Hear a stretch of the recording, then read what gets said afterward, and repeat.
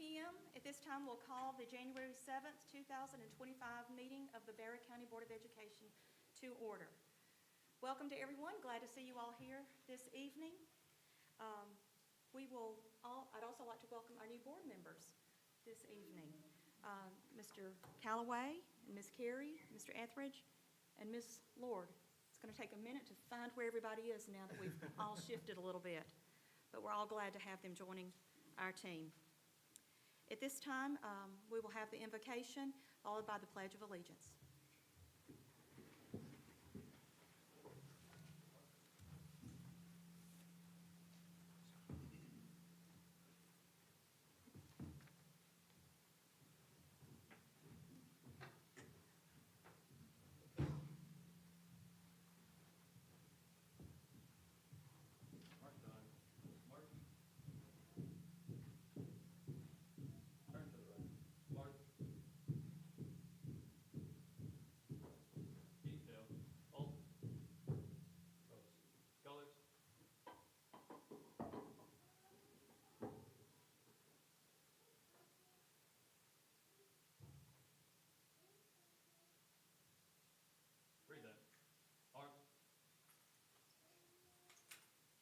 I pledge allegiance to the flag of the United States of America and to the republic for which it stands, one nation, under God, indivisible, with liberty and justice for all. Order. March. Left. Face. Mark time. March.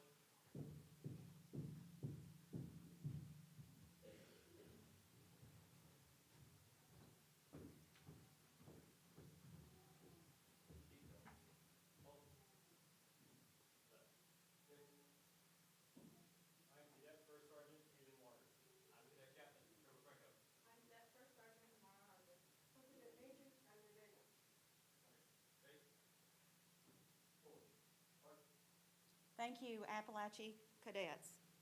Please remain standing for the invocation. Dear gracious Heavenly Father, thank you for this new calendar year and the second half of our school year. A time to feel a sense of newness, a fresh start, and a new beginning.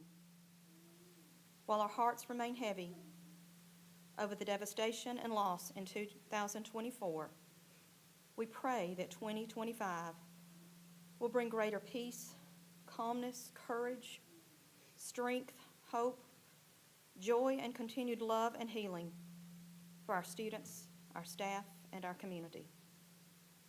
Lord, we are thankful for our new board members and pray that you will guide us as we work together as one team with one goal in mind, providing a safe and quality education for all students.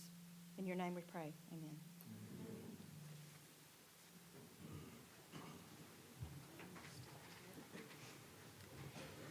At this time, we will have the swearing-in ceremony for our new board members. If our new board members would move on down in front of the map to meet Judge Whitlock.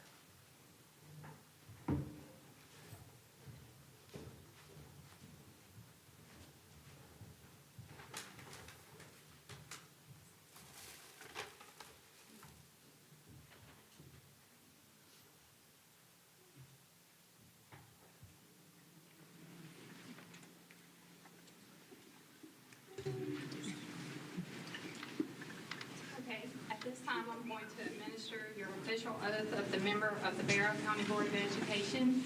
You'll each raise your right hand. I, Bolt Evans, Jared Callaway, Darlene Carey, Renee Lord, Paige Maddox, a citizen of the state of Georgia and being an employee of Barrow County Board of Education and the recipient of public funds for services rendered as such employee, do hereby solemnly swear and affirm that I will support the Constitution of the United States and the Constitution of Georgia. I do further solemnly swear or affirm that I will truly and faithfully discharge all the duties required of me by law as a member of the Board of Education of Barrow County to the best of my ability. I do further swear or affirm that I am not the holder of any unaccounted for public money due this state or any political subdivision or authority thereof, that I am not the holder of any office of trust under the government of the United States nor of either of the several states, nor of any foreign state, and that I am otherwise qualified to hold said office according to the Constitution and laws of Georgia, and that I will support the constitutions of the United States and of this state, and that I have met the residency requirements of this office, so help me God. I do. So help me God. I do. Okay, congratulations, and now I'm going to read your loyalty oath, so we're going to do it one more time. So raise your right hand. I I, Holt Edwards. Jared Calloway. Darlene Carey. Renee Lord. Paige Maddox. as citizen of the state of Georgia and being an employee of Barrow County Board of Education and the recipient of public funds for services rendered as such employee, do hereby solemnly swear and affirm that I will support the Constitution of the United States and the Constitution of Georgia, so help me God. I do. I did. I do. Congratulations.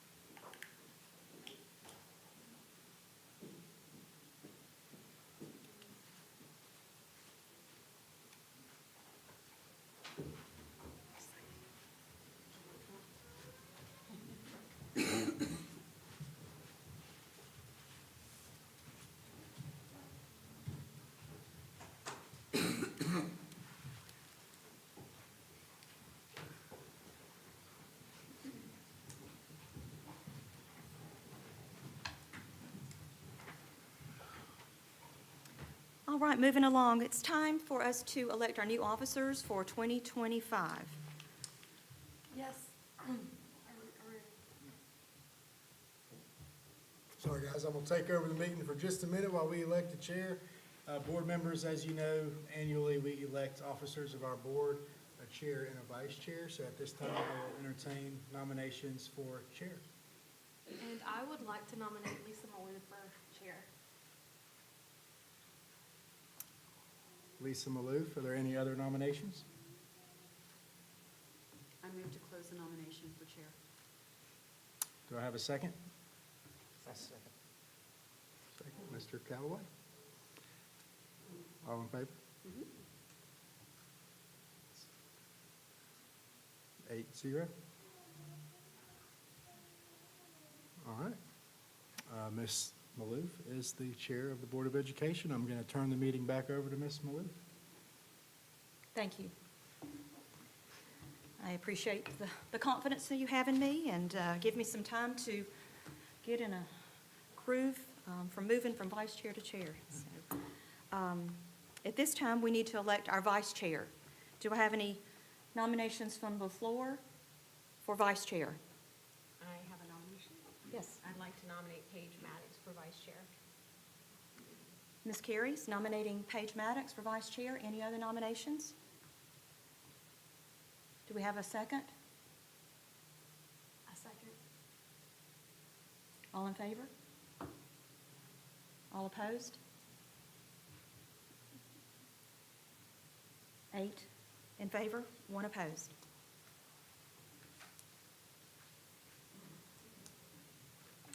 This time, could I have a motion to approve the minutes from the December 3rd regular board meeting? Make a motion to approve. A second. Mr. Callaway made the motion, seconded by Ms. Hendricks. Okay. And I know you've all familiar with the agenda. Do I have a motion to approve the agenda for tonight? So moved. Second. Motion made by Ms. Hendricks, second by Ms. Bradfield. All right, at this time, we'll move on to superintendent's recognitions.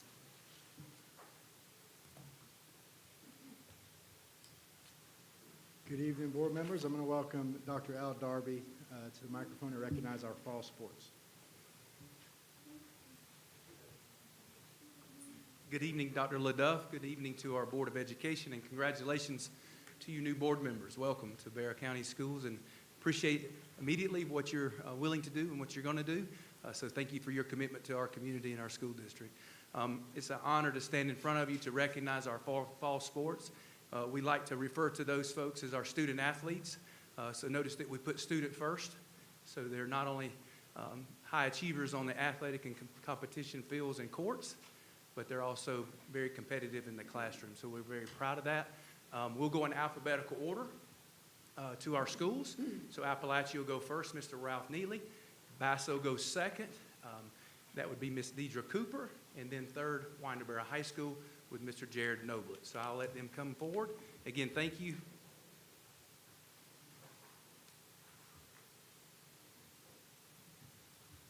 All right. Thank you, guys. I appreciate the opportunity to be able to brag on our kids. It's selfishly the best part of my job, and a couple of adults as well. We would like to recognize, I believe I've seen 3 of our 5 all-region football players. Damon Hill, I saw Damon come in. Would you come up here, bud? Jason White. Fabian Williford.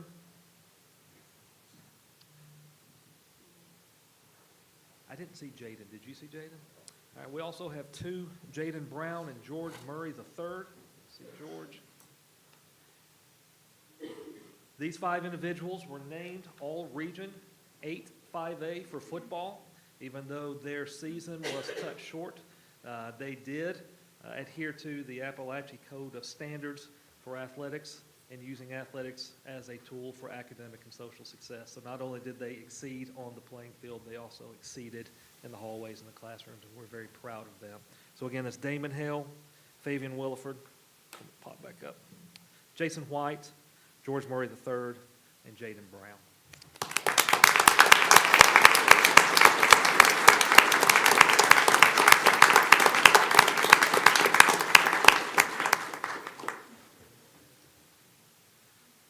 We also saw a lot of success with our softball team, including the Region 8-5A Player of the Year, Miss Autumn Matherly. She is not here. She's playing in a basketball game right now. Joining her in a first-team all-region for softball was Destiny Montgomery, who's also playing in a basketball game right now. But we do have 2 other individuals that were able to make it. They were also first-team, Miss Madison Maney and Miss Jules Rossbury.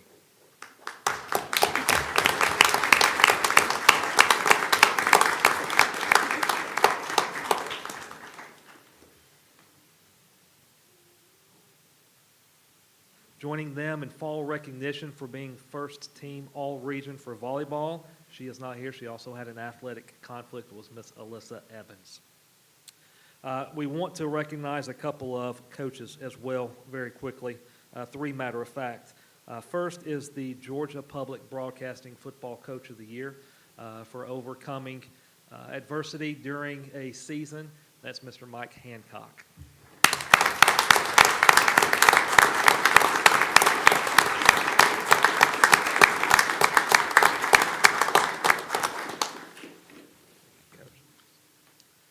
Our Region Volleyball Coach of the Year and the Bryant Snitker Youth State Coach of the Year, Mr. Joey Alfonso.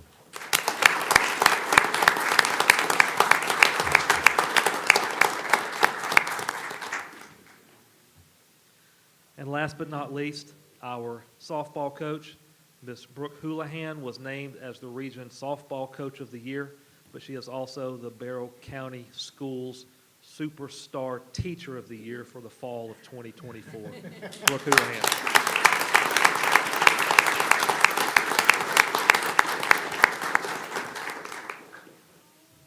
If you wonder about the importance of high school athletics, please talk to any of these young adults here, and they will let you know that that is a major part of not only their high school career, but for their life.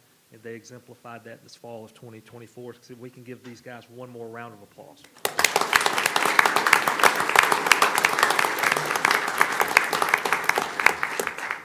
Coach Alfonso, I want to tell you, thank you for all the years you've put in over at Appalachia. We tried to find you the night of the candlelight service, my husband and I, out on the football field, we couldn't find you, but he heard, some of the kids that he had had over the years being the AAU coach for the off-season for the girls' basketball.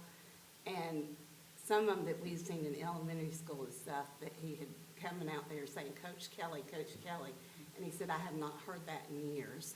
So, Amy Kelly wanted to tell you thank you also.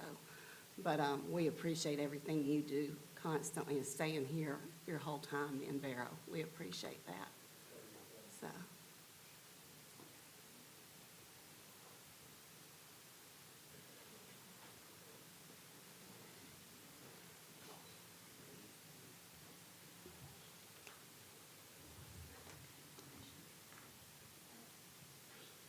Thank you guys for having us. My name's Deidre Cooper. I'm from BASA. I would like to recognize quite a few students from our school. We've had a great season of building programs. As you know, we're still in our infancy at BASA, but we're proud of our accomplishments, and we're looking forward to a great future. So with that said, we had an all-region first team player who made it from our volleyball squad. Scarlett Zong is not here tonight. She has another athletic engagement this evening, but she made first team for volleyball. And then our cross-country teams were very successful this season. Our boys and our girls captured the public region championship at the sectional meet in Jefferson. Both teams did. So our boys team, if you guys will come up and get your certificate and stay here for pictures, we have Alex Everett, Reed Nalder, Jack Roberts, Mike Stubbs, Pearson Morgan, Stacy Mizell, Reagan Madsen, Alejandro Sanchez. So those are our boys.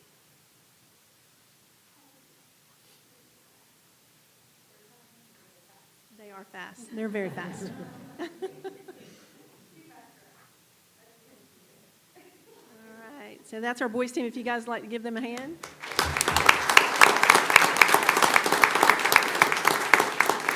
And our girls are Emma Busby, Devin Howard, Kendall Sanders, Yuretsi Vega, Julia Gomez, Maya Tews, Lucy Bugg, and Kaylee McCormick.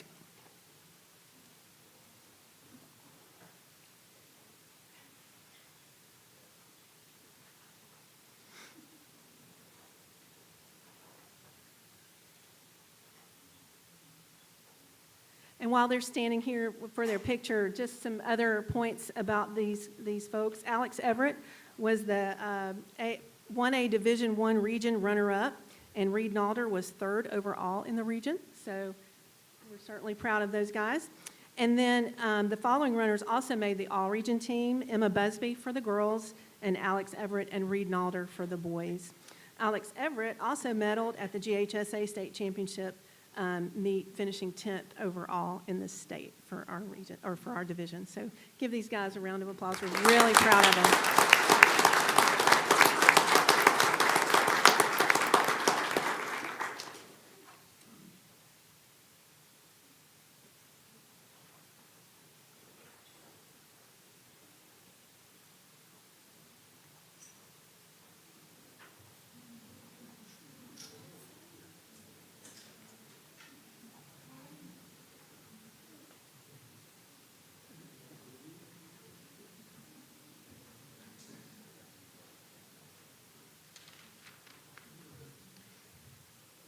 Good evening. It is always great to recognize our student athletes, and this year we got this fall, we got a really good, well-rounded group of young men and women that are going to have a big impact, and I'm excited to see what they do in the future. But it's always a pleasure to recognize their outstanding achievements inside the classroom and outside the classroom. First, with softball, we had 4 young ladies make first team all-region. One of us is with us here tonight. We'll go ahead and call her up first, Mariah Ming. Y'all give Mariah a big round of applause.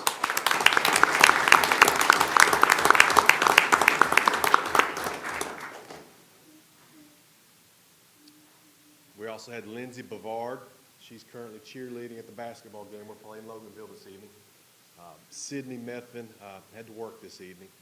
She made all region as well. And Alexis Edmondson, she's already graduated. She graduated early, and she's down there at Georgia Southern right now. She's going to play softball for the Eagles this fall, so she's getting a head start. So we're really proud of them.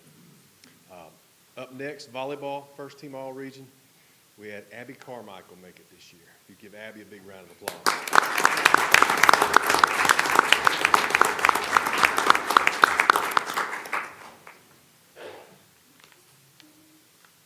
Girls volleyball team had a great year.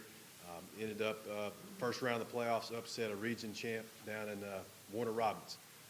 Had a tough second round game down at Glen Academy, but they had a really good year, and we're looking forward to big things for them in the future. And then the last group is a group of football players that we're going to recognize for Region 8, 5A. First, we had two kind of region players of the year. One, our two-way region player of the year for the region was Aiden Scott. So if you give Aiden Scott a big round of applause.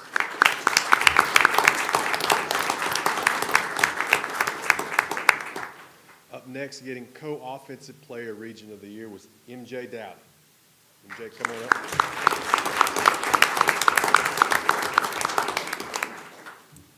And then also making the all-region team was Cam Hodge, Kenyon Glasper, Mason Woods, and Jamarcus Hester. You guys come up and give them a round of applause.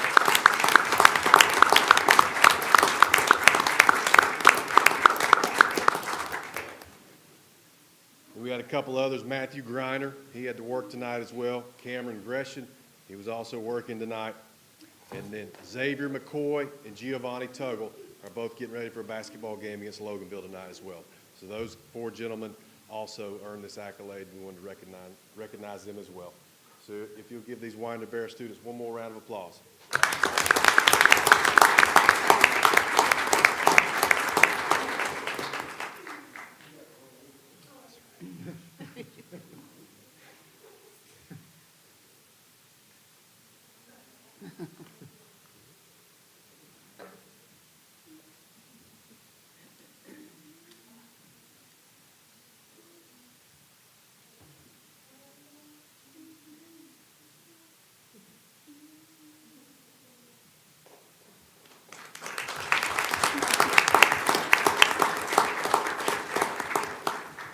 Congratulations to all these student athletes.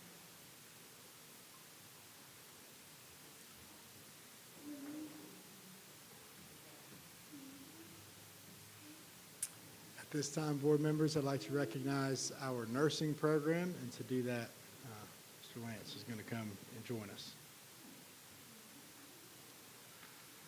Good evening. I'm Lance McNamara. I serve as a health service manager. Over the past several months, district leaders have recognized superb people in our district to serve our students, teachers, and staff. You heard some of that tonight. I'm honored to be able to contribute that long list. I would like to recognize a group of individuals, the school nursing staff. Barrow County School District employs 17 nurses, 3 clinical workers that provide medical mitigation services when needed. Each school has a designated nurse and a healthcare facility that serves as an urgent care and sometimes an emergency care. To give you an idea what I'm talking about, this past semester, August 1st to December 20th, the nursing staff saw 45,309 students came through their clinics. That's a significant number. Last year alone was 97,000 students at the end of the year. So I kind of imagine, I don't want to break 100,000, but I think we might get there. To give you an idea, I didn't check this number to track check this, but we have a little over 15,500 students. So our nursing staffs are doing a great job. The staff works with a variety of students, diabetics, asthmatics, students with seizures, severe allergies, traumatic injuries and illnesses, as well as students requiring daily medication. 26% of everything a nurse does is providing daily medications. So we're servicing a lot of students and we're helping out a lot of families. At times, the school clinic is also an emergency care facility. This past semester alone, we had 19 EMS calls that Barrow County Services came in and they mitigated those things. All of them had very positive outcomes. Through all the calls and the cases, there's been a 90.7% return to class rate. So our nurses are mitigating those students, trying to keep them in class, helping teachers continue to learn, and also helping families. That way, they don't have to take time off to be with their children if they need to. I've often said this: good people take care of their kids. Great people take care of other people's kids. The Barrow County nursing staff are great people. So please allow me to recognize these great people. As I call your name, please come to the podium and accept a small token of gratitude. Unfortunately, not my entire staff is here, so please bear with me. But as I call your name, please come up. Okay? Oop, I need others.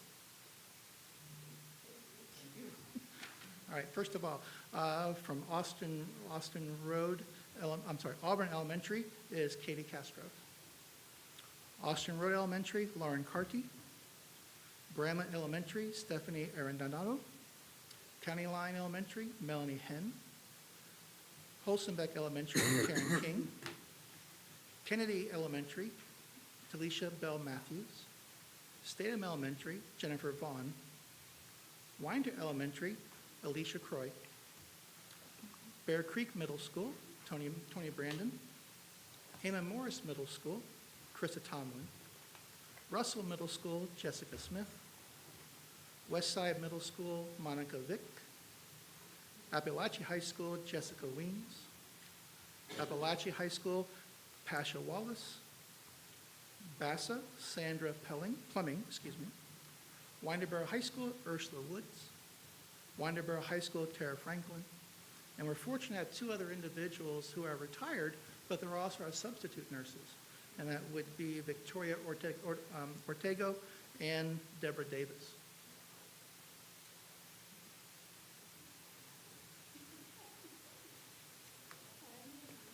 Everybody knows Ursula. So, members of the board, Dr. LaDuff, ladies and gentlemen in the room, I present you great people of Barrow County School System, our nursing staff.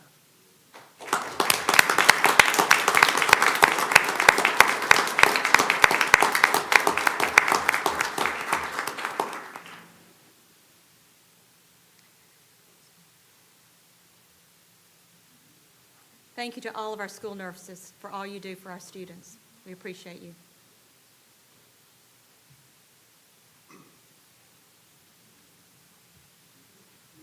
Board members, just a point of clarification. I neglected to point out, I got word right before the meeting that Carson's family has experienced, but a lot of us have experienced over the last few weeks, is the virus bug thing going around. So we're going to honor Carson at our next meeting.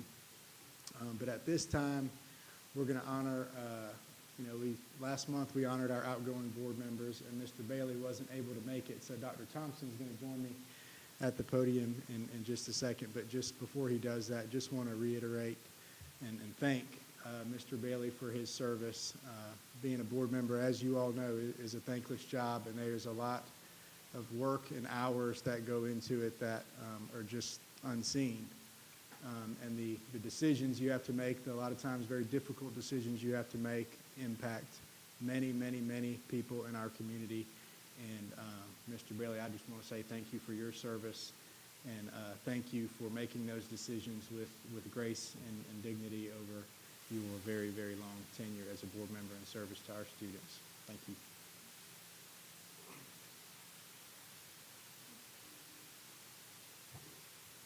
Good evening. It is my pleasure to honor and say a few words about Mr. Ricky Bailey as he exits the board after 24 years of faithful service to the Barrow County school system and to Barrow County as a whole.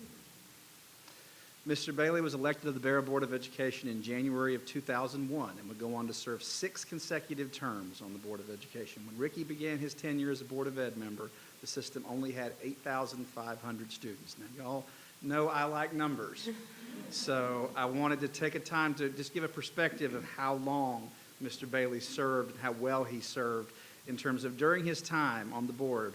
Mr. Bailey saw through and led the addition of 5 new schools: Heyman Morris Middle School, Sims Academy, Winder Elementary, Barrow Arts and Sciences Academy, and Austin Road Elementary; 4 brand new facilities for existing schools: Russell Middle School, County Line Elementary School, Bear Creek Middle School, and the building we're sitting in here right now, the Professional Development Center, which his name is on the plaque.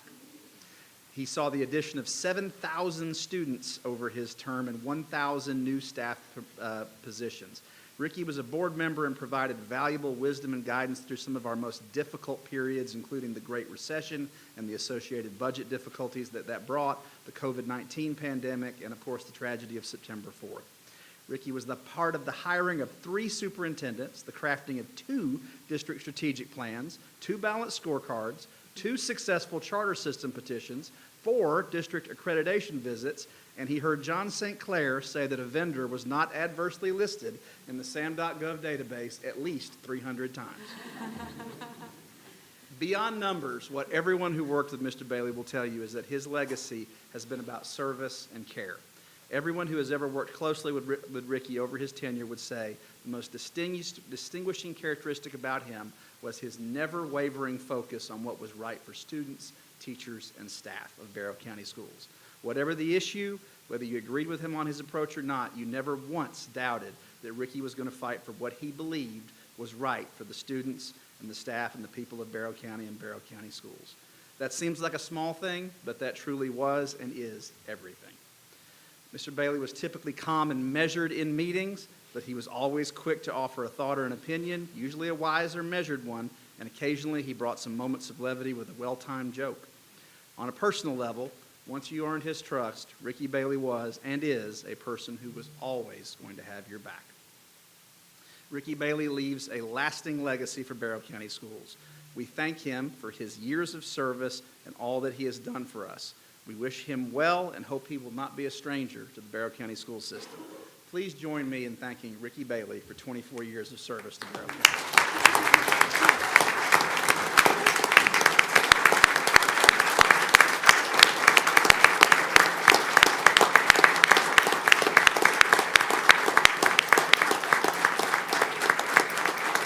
And you got to come on up, Ricky.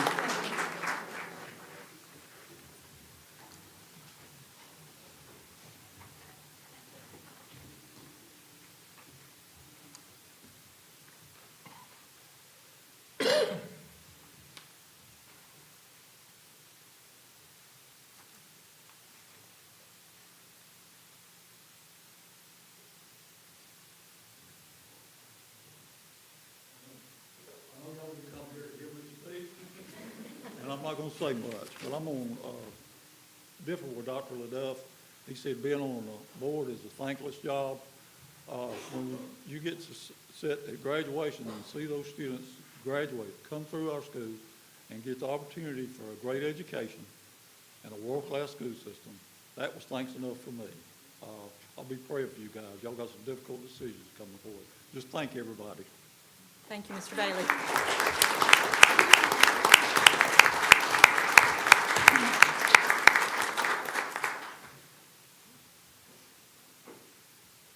Thank you, board members. That concludes the superintendent's recognitions. At this time, we'll move on to our bowl spotlight. Dr. Susan Smith with Yargo Elementary will give our presentations tonight.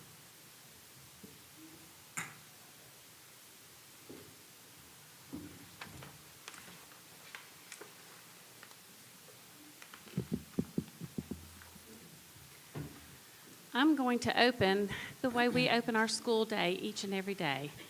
Good evening to our board members, guests, and our Yargo friends. Welcome to the best elementary school in America. And we announce that each day as we open our school day. And our students do believe that, and they should, because we are the best elementary school in America. I do want to introduce everyone. I'm the proud principal of Yargo. I'm Dr. Susan Smith. And presenting with me this evening, I have Dr. Sandy Bradshaw. She is our assistant principal. I have Elizabeth Jackson. She's our instructional coach. Kelly Cravey is our ESOL teacher. Kirk Schwarzenbach is representing second grade. Karen Cook is representing fifth grade. Frances Bowers is representing third grade. And Mandy George represents our EIP Early Intervention Program. Just to begin, I want to give you just a little bit of information about Yargo. We do have 792 students. We are a part of the Appalachia cluster, and we are on the same campus with them. If you haven't driven by Yargo lately, I encourage you to do that. We are definitely growing. We have a lot of new neighborhoods going up around us, so we welcome each and every student that comes through our door, and we love to have new students and look forward to educating them also. Our vision for our school is empowering our learners to positively impact society, and our mission is to apply real-world thinking to ensure that all students become self-directed, responsible learners who are compassionate and productive citizens. Our goal is to grow students to be problem solvers in today's society.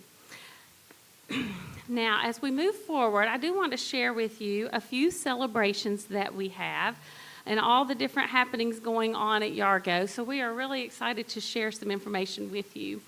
This year, we were recognized as a 5th grade Gateway Growth School in mathematics from the Department of Education. But we view this as a school recognition because it takes all of our teachers, all of our support teachers, personnel. It takes everyone working together to make that happen. So we're very proud of our students for working very hard for that. You will notice, too, that we have some CCRPI recognitions going up in the math to 93.08 in our progress area. In our closing the gaps, we increased from 37 to 60. In our readiness area, we did land on 81.5, which was just a hair over the district. So we're proud of that. We have 2 authors in the house at Yargo. One of them, we will recognize next month, but you can order their books on Amazon. So I did put their names of their books up there, but Carson has written Carson the Zookeeper, and Marvelia is Nuggy's Talent Show. She's actually now over at Heyman Morris, but as a 5th grader, we've been recognized for our 2 authorships there. And then we have several grants. One of our newest grants is our Arts Now grant, which we received through the GCA Vibrant Community organization through the Department of Ed.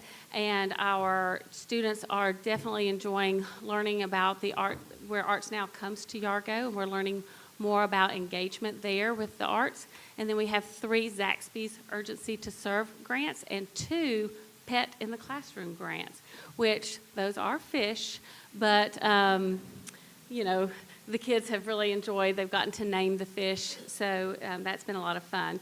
I'm going to turn it now over to our assistant principal, Dr. Bradshaw, and what you're going to hear tonight will correlate with all of our vision and mission, so I'm excited for you to hear more about Yargo. So allowing our community to help and support us and to be true partners with us, I just want to highlight a few of the partners that are new to us this year. We have Freddy's, Optivise, and we also have the opportunity to work with them.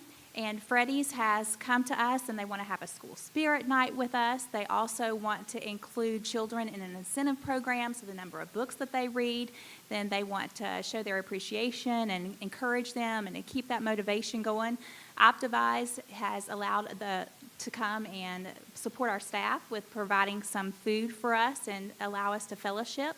And the third is Ally Financial, and they have come very close with us to bring us some economic information for one of our grade levels, and then they're coming out very soon to also offer that same information with another grade level. So we're very grateful for what they have to offer for us. So as we do talk about that real world, there are 2 very important times that we have within our school year. Lots of important times, but these are highlighted times in which we truly boast about them because we do. It takes a village. We know that. So it brings in those community partnerships. So in our career day, we have about 25 to 30 community members that come in and share a little bit about what they do on a daily basis with our children. Our pre-K to 2 students, they have more whole class presentations where they focus on emergency services or the electrical company, and they look at nursing, those types of opportunities. But our 3rd through 5th grade, we want them to have an opportunity where they really share what their true voice is for careers that they may want to learn a little bit more about. So they are surveyed, they share with us their top choices for different careers that they want to know. And so as those community members present within that day, then all of the sessions are organized and they are able to go to the sessions of their choice. So it's extremely fun for our students, and they get to learn a lot about those presentations, because as the participants share information, then they can ask questions, and it's also a hands-on experience where some members bring some of their tools that they work with on a daily basis, so the students really get to have a better understanding of what those careers are, and it just plants those seeds for their future opportunities. A second very important night for us is our International Festival, and this really takes our whole entire school and beyond for us to be able to really help others understand that we truly appreciate all the different diversity and all of the different cultures that we have represented within our school. So each grade level or department, they look at a particular continent, and of course they hone in on specific countries, because we really want to highlight those countries that are present within our student and staff body.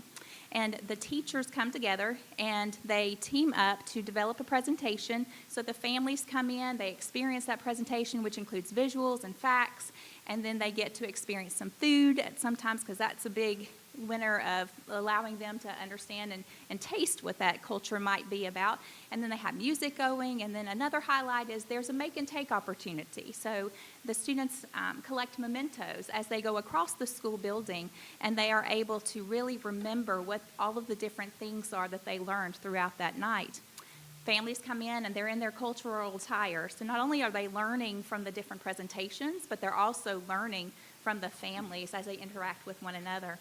Also, our students have the opportunity to do presentations, so it's so exciting to see that their visual boards that they come up with different visuals, with facts and figures of a particular country of their choice, which of course goes back usually to their heritage and their family. And then they also have a favorite recipe that they offer, which is extremely important to allow the students and families to be able to sample one another's favorite recipes. So it's a wonderful time had by all. We have about 550 participants. This is our 4th year. And as students walk around and they see all the smiling faces and get to interact with one another, it really just provides that wonderful, enthusiastic time with them. It truly is an amazing night for us. And then the next thing that we're going to talk about is another point of pride for us. It truly is a point of pride, because we've been working for multiple years on our social and emotional development, because as we all know, it's important for us to really understand and identify our feelings, our emotions, and then have aligning tools and strategies that are so very important to help us always be in that state of readiness to learn.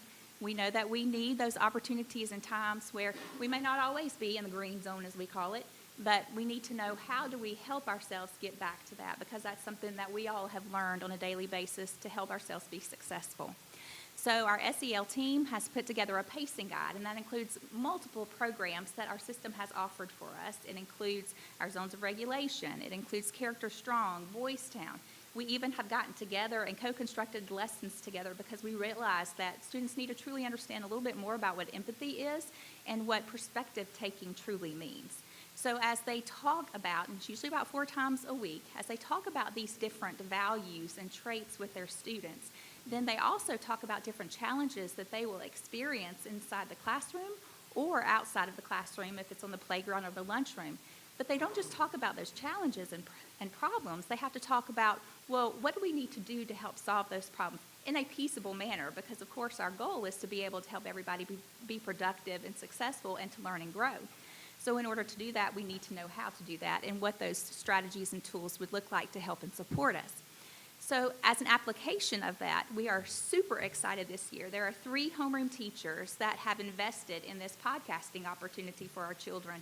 So not only are they learning the information, but they're applying it. Not only are they applying it, but then they're sharing it with the school community. So I'm going to let Ms. Cook and Ms. Bauer share a little bit more about how we have started our podcasting opportunity for our students. So what I want to start with is thinking about in my 32 years of teaching so far, wow, you don't ever stop learning. When I was asked to be a part of this, I thought, I don't know anything about a podcast, nor have I ever listened to one. So I thought this is going to be unique for me, and it has been such an amazing experience to learn the ins and outs. But now that we have shared it with our students and to have them incorporate it into what we're doing in the morning in our morning meetings, and they're taking ownership of the different aspects of what happens at Yargo and then sharing this because they've used their own words as we have recorded and filmed them. And it's just been so exciting to see and hear them tell about Yargo. How do they see it? What's their perspective? And we certainly could not do this without the help of one of our SGT parents, Mr. Randy Powers, who has come and he has recorded and he has filmed with us and surprised us in many ways, and then he leaves us, and he takes all of that with him, and he works his magic, if you will, and he did an amazing job. And so if you have not listened or watched our first podcast, we certainly encourage you, hashtag the Empowered Roar. It will be a delight, and we look forward to our second one coming out very soon, and to continue to include some other teachers and classes as the years go on, and we're very excited about this, and we hope that you'll join and watch it and enjoy it with us. And piggybacking on what Ms. Cook said, I too am a podcast novice. It is ironic that I am on the podcast team because I know nothing about technology. But I am learning, the kids are teaching me as we go along. We thought it would be a great idea to take the lessons that we learn in the classroom. We're using our character strong words, our words of the month, and we're letting the students come up with the storyline. How do you want to act it out? What does it look like to you? Kindness was the first one that we published. We're working on cooperation now. They come up with the skits. They come up with how to show it to the classmates, how to show it to the rest of the classes on the grade level. And then it was so exciting to watch when they actually got to watch the podcast on the big screen. And everybody's eyes lit up and they all said, I want to be a part of that. And that's the connection that we're trying to make, taking it from our classroom out into the public.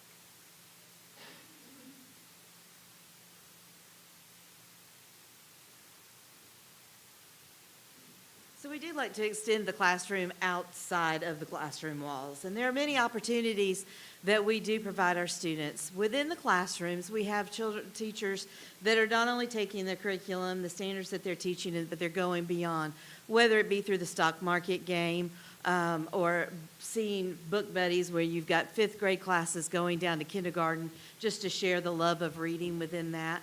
We have teachers that will do writing and publishing parties within the works that they're doing.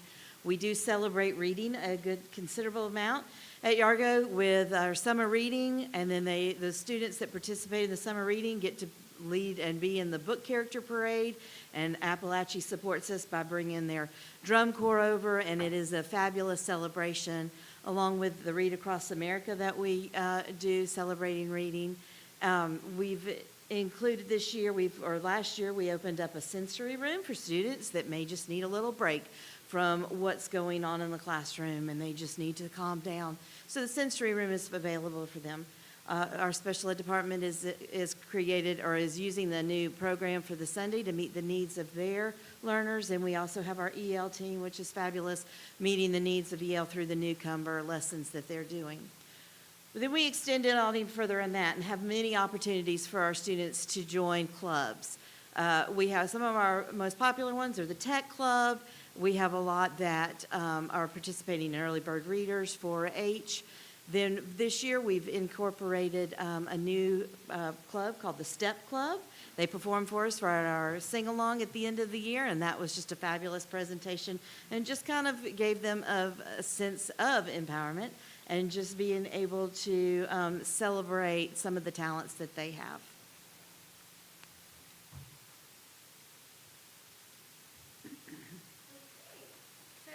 I'm here to talk to you about our Yargo Readers Theater Club. So it is a club that's available for 4th and 5th grade students. And so it's just a way for them to, get involved outside of normal school hours. They can practice their reading fluency, but also have a fun time doing it. And we get to, dress up in costumes and perform for their classmates, their families, and community members. And the great thing about our Readers Theater Club is you don't have to be a proficient reader to join. It's for any reader. So we just like to make roles available for students that might not feel as comfortable reading a lot of lines. So it's just really inclusive to anyone that wants to join. So I started the theater club in 2022 and have been doing it ever since then. I had the idea and I was like, I really want to do this, but how am I going to get the money for costumes and props? So I wrote a grant for the Zaxby's Urgency to Serve grant, and they gave me money to buy costumes and props. And so that really helped us get started, and I'm so thankful for them and all of their help. And so each year there are about 30 students that join the club, like I said, 4th and 5th graders. So far we've performed How the Grinch Stole Christmas, and we also have done The Wizard of Oz. Next school year I hope to kind of go along with the SEL lesson and do Wonder. So I don't know if anyone's ever seen that movie before, but we kind of want to do a play that goes about teaching kindness. And so I just want to say I'm so thankful for the community support and family support for making Readers Theater possible.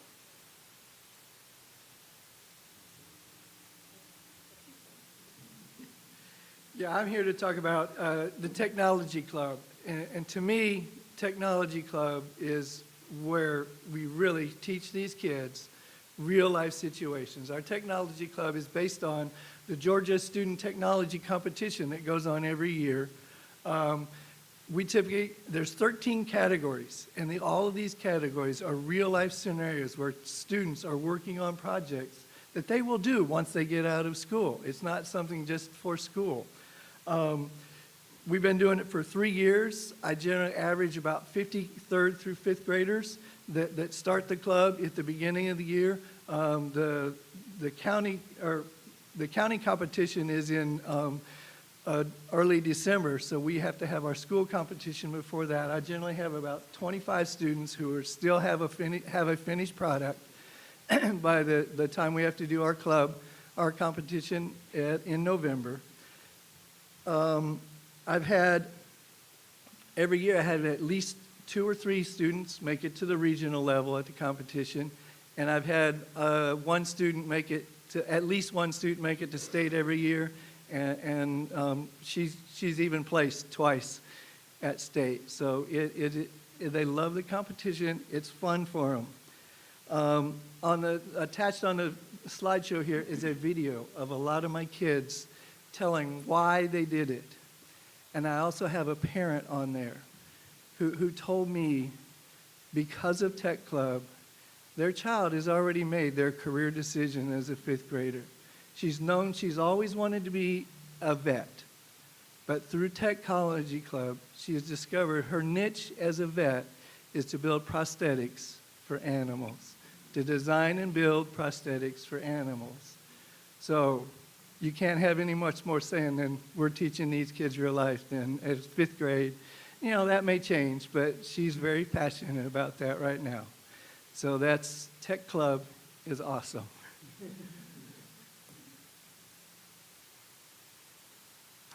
Dr. Rogan, one of our 5th grade teachers, has taken over our garden. Our garden needed some revitalization, and he has embraced it this year with his class. And you want to talk about real-world experiences, that is something that they have had from day one. They had to figure out the area and the perimeter of the garden that they had. They had to design their raised beds, not just based on the space, but then they had a budget that they had to align with. So he really does incorporate a lot there. They had to research plants that they wanted to plant and what kind of area they needed to grow properly. Not only that, I do remember one day I heard Dr. Smith offering to buy a hose for Mr. Rogan for the garden, and he said, oh no, he said they need to figure out how much water these plants need and then figure out the volume in the container to water it appropriately. So, I mean, from every little bit is a problem that they are solving, and we can't wait to see what blooms in this garden.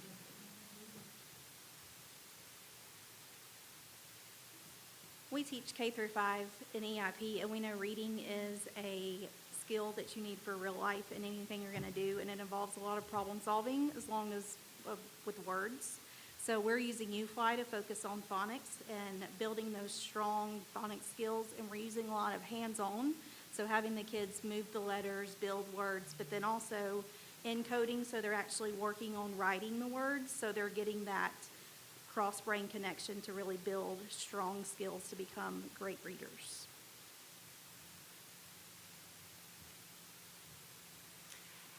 As we begin to close out this evening, I want to thank you and thank the board for allowing us to come and spotlight Yargo and all the wonderful things that we are doing at Yargo.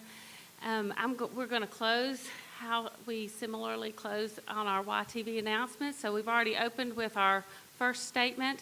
And Dr. Bradshaw and I kind of take turns as to when one of us is on our YTV announcements. So when I close out, or when I close out my announcement on the PA system, I should say, I always say, and don't forget, boys and girls, one of the most important things we're going to do is be a reader and a leader. I say Wildcats, you say empower, Wildcats? Empower. Thank you. Thank you, Dr. Smith.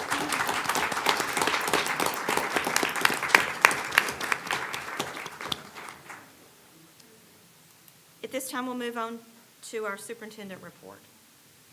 Thank you, Madam Chair. I just want to start, before we get to an action item, and let you guys know we have enjoyed welcoming our teachers and kids back to this semester, and Happy New Year. I want to welcome our new Board of Education members and echo the chair, and thank you for your commitment to serving our students, and excited about the work that we're going to continue to do together here in Barrow County to support our students and continue to improve our school system. As we kind of heard a lot of the presentation so far this evening, I'm reminded at how important it is for us as a governance team to be intentional and take care when we're thinking about how to improve and provide the environments for our children. As we've heard tonight, they are in fact thriving, and I'm reminded that when I think that I'm busy, I should probably go walk a day in their shoes, because some of them can't even make it to the meeting to accept their acknowledgement and award, because they are off doing wonderful things on behalf of our schools. So just excited about the work before us. We were also able to welcome our Chi Nation all back to one campus, some of which are in the room with us today. I want to thank Ms. Rayberg and her staff for all the work that they put into making sure not only that our kids had a place to go as we closed J Hall and tried to prepare campus to welcome them back, but then all the work that comes back with helping transition them back to campus. Also want to thank our maintenance team for their work, Mr. Perno back there and his team, for getting those temporary classrooms in place as quickly as they did, and making sure that those classroom spaces were there and adequate, and our kids had a place to learn so they could be back with their peers on campus all day and not having to leave. Board members, as you know, we're continuing our path of executing our safety timeline, where we are seeking feedback from the community and having some critical conversation around safety. So, as you know, the schools have met with their SGT teams. We have administered a survey to our entire community. Just last week, we met with our SROs to discuss what their thoughts and feedback are in terms of safety measures that they feel like are necessary or the best next step to move forward. Later this month, we will be meeting with our district governance team to discuss the results of that survey, and then obviously we'll be presenting the results of that survey at the next work session as our staff continues to sift through that and make sure they understand what those comments say and look at that data in a number of different ways and be able to present that to you all in a number of different ways. I do want to say this. I think it's been a very intentional process. I think I know I'm proud of the work that our staff has done, that our schools have done in really digging in to these frankly just difficult things to talk about. And there's still work to do, but I will tell you this, and I've said this from the beginning. I believe that our community is going to get this right, and that is why I think it is so important for us to continue down the path of trying to hear every single voice in our community and understand what they're saying, what they're feeling, what they believe is best for their children. And I do believe that they are speaking to us about what they believe is best for their children, even when they don't agree with us or agree with each other. I'm sure we'll hear some critical comments from our speakers here this evening with regard to school safety, but I've met with some of our speakers personally in my office who have shared with me that they disagree with some other community members, or they might disagree with me in a perspective, and that is what is going to get us to the end, is to understand each other, to understand where we disagree and why, and then take the best next step for our students. And when I say that, I mean the next step will not be the last step. The next step will be the next step, and we're going to do that as best as we can, and then we're going to start having conversations about how we can do better. And that is just how we're going to do business here in our school system. I know you support me in that, and I greatly appreciate you and the work that we will do as we move forward. So that being said, I do have one action item for you tonight. As you know, annually you commit to operating under a code of ethics. So tonight I will ask you or recommend to you to approve policy BH, which is the Board of Education Code of Ethics. And that concludes my report for this evening. Thank you, Dr. Ledeff. At this time, we'll move on to our presentations and discussions. Ms. Houston with Business Services will start us off.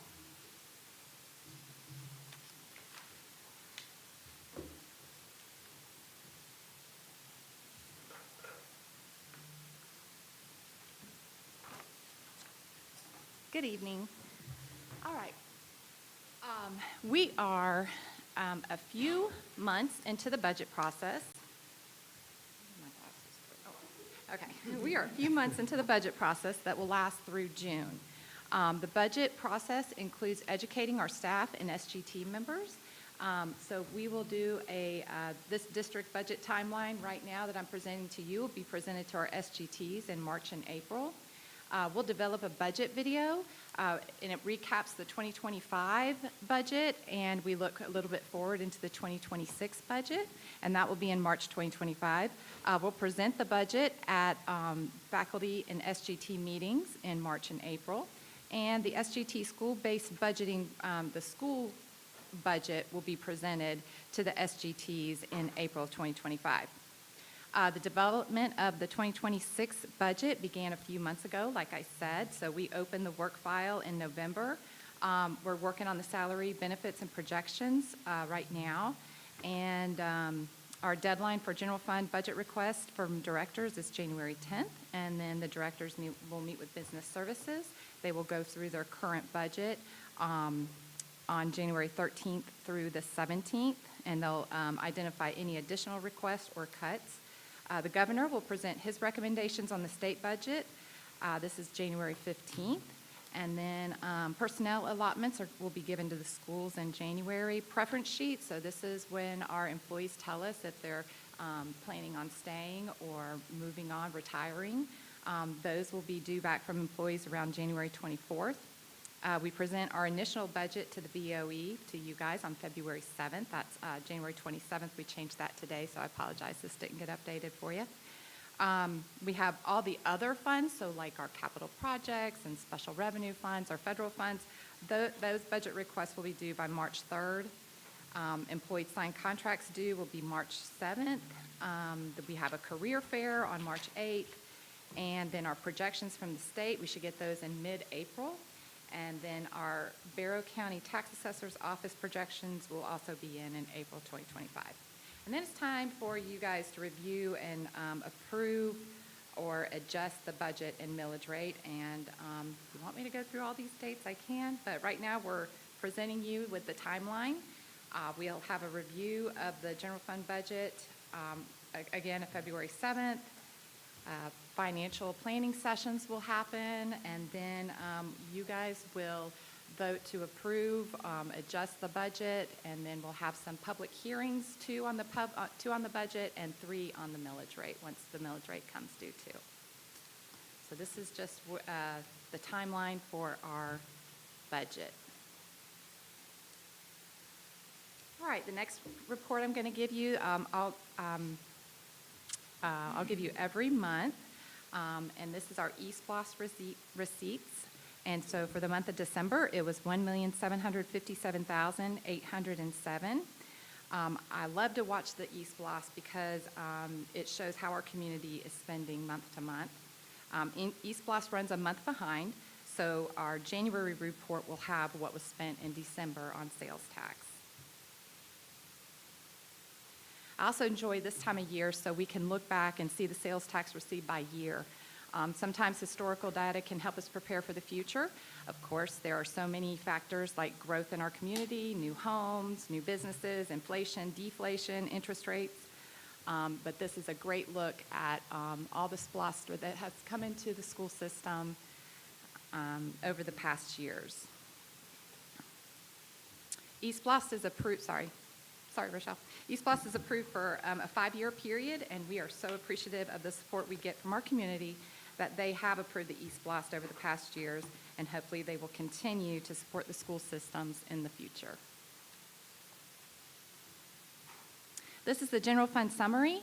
I'll go over this with you each month except for June. We wait for the audit to come out since there are so many year-end adjustments in June, so June would be a little bit skewed, and I don't want to give y'all skewed information. So total fund balance at December 31st, 2024 is $117,493,000. Our total revenues year-to-date is $131.5 million. Our total expenditures year-to-date, $100.7 million. Our revenues for the month of December was $53.7, and our expenditures for the month of December is $16 million. We have to remember that 32% of our general fund revenues come from property taxes, and those are collected in November or December.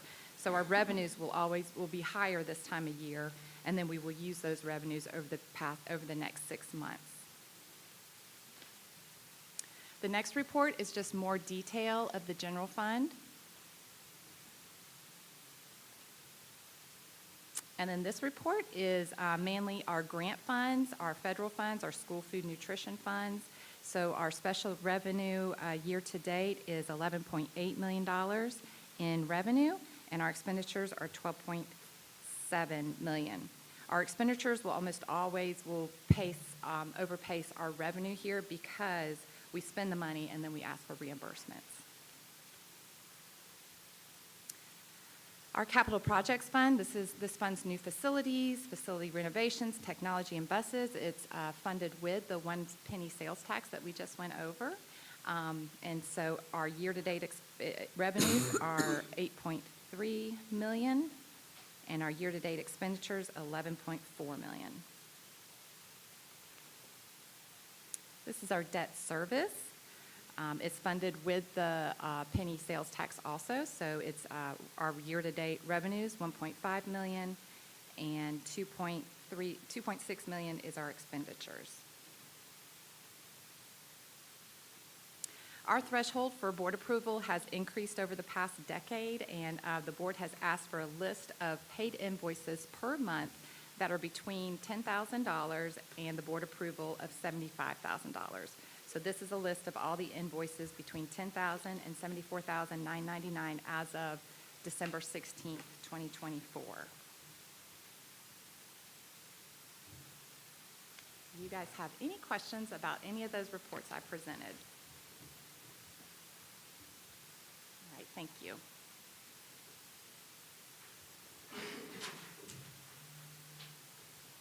All right, we have another action item tonight. I want to thank the board for investing so much time and effort into House Bill 581. Your comments and questions have been very appreciative and helped me to research and learn more about this bill. Tonight, staff will be asking the board to move forward on advertising and conducting public hearings so we can gather information and understand this bill's impact on the school system. Final vote to opt out or stay will be held on February 25th. So we're just looking for information right now. This isn't a definite opting out. Before we vote, I would like to go over this bill and a little more about the school funding. What is the House Bill 581? It establishes a statewide floating homestead exemption that limits the annual increase in property tax assessments on homesteaded properties to the inflation rate of the previous year. So if a home increases in value by 5%, but the previous year's inflation rate is only 2%, the home will only be valued at 2% more. School systems have one opportunity to opt out and maintain our local control over these exemptions. So let's look at the school system finances. Property taxes account for 32% of the general fund revenue. In 2024, that was $62.4 million. In 2025 budget, it's $65.2 million, and that was at 15.5 mils. 1 mil of tax is equivalent to $4.2 million, and 1 mil of tax is equivalent to approximately 42.1 teachers. Now let's look at how we use our property tax money. What does it fund? For the fiscal year 2025 general fund budget, our salaries and benefits were about $180 million, less the QBE state funds that we received, and less other income of like grants, TAVT, tax, interest, etc. So to be covered by property taxes was $46.8 million, and that was about 11.13 mils. Our maintenance expenses are $17.6 million. QBE pays for 3.9 of that, leaving a balance of 13.6 to be funded locally. Transportation is $12.9 million. QBE or state funds fund $3.2 million, and so to be covered by property taxes is $9.6 million. All other things like contracted services, SROs, substitute teachers, instructional supplies, communications, copiers, insurance, that leaves about $10.7 million of our budget, and that's equivalent to 2.55 mils. So total property tax needed for the fiscal year 2025 general fund budget was $80.9 million to be funded locally. That would have been 19.23 mils. But for fiscal year 2025, our board decided to use fund balance to cover approximately 3.73 mils of it, which is $15.7 million. So we had our millage rate set at 15.5 rather than the 19.23. This is a template distributed to all school districts to use to help calculate the potential impact to property taxes had this bill been in effect in 2028 going forward. So if you look at the first line in 2024, the impact would have been $675,000 had House Bill 581 been in place. In the previous years, it went from $5.7 million down to $646,000. Obviously, if this bill would have been effective, the district would have had to cut programs or services, use fund balance, or adjust the millage rate for each of these years. Many districts are moving forward with the public hearings to opt out, but Barrow County schools are different. The board heard the outcry of our taxpayers, and the board voted for a substantial exemption to our seniors in September of 2023. And our legislator, Holt Persinger, presented it to the legislators, and the governor approved it. The taxpayers approved it in November. Our seniors who are eligible would be better off with the tax exemptions that the board initiated and voted on then House Bill 581. Our seniors' home values will be frozen if they are eligible for this tax break. And this is what this tax break looks like. So if you're 62 to 70, you earn up to $60,000. $91,728, or this year changes yearly for Social Security and retirement. Your exemption amount would be $140,000, or equivalent to a $350,000 home. Over age 70, you can have earned income up to $113,000, and then if Social Security and retirement, $91,000, and you get an unlimited exemption that covers up to 5 acres. The estimated impact, and we really do not know the impact of this, it is predicted to be about $4 million, which would be approximately 1 mil. So these are all tough decisions that you have to make. When we give up funds for an exemption, we either need to cut services and/or personnel, increase millage rates for those paying taxes, or use our fund balance. Who or what do we cut? Or we increase taxes so the home value doesn't go up with House Bill 581, but does the millage rate increase so much that the taxpayer doesn't even see any relief? Our current mill is at 15.5.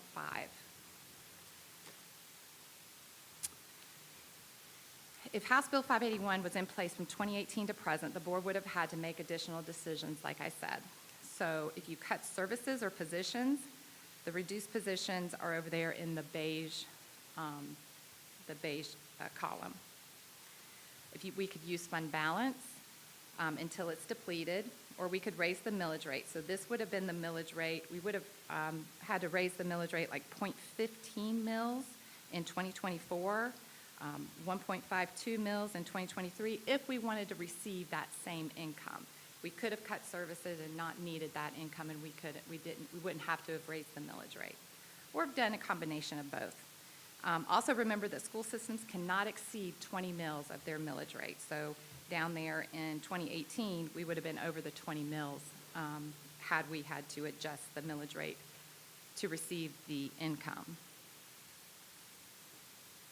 All right, there were 5 bills that went through in Barrow County that impacted our property tax digest. 3 of those were the Board of Education voted on tax relief for our low to mid-income seniors, like we talked about. One of them was the House Bill 581, and one was House Bill 808, which is ad valorem tax exemption.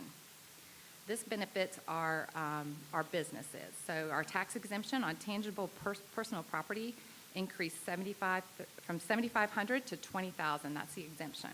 Personal property includes furniture, fixtures, machinery, equipment, inventory, and any other property used in a business. In 2024, we had 1,182 personal property tax returns, so the worst-case scenario would have been a $230,000 impact to the school system, which would have been equivalent to about 2.5 teachers.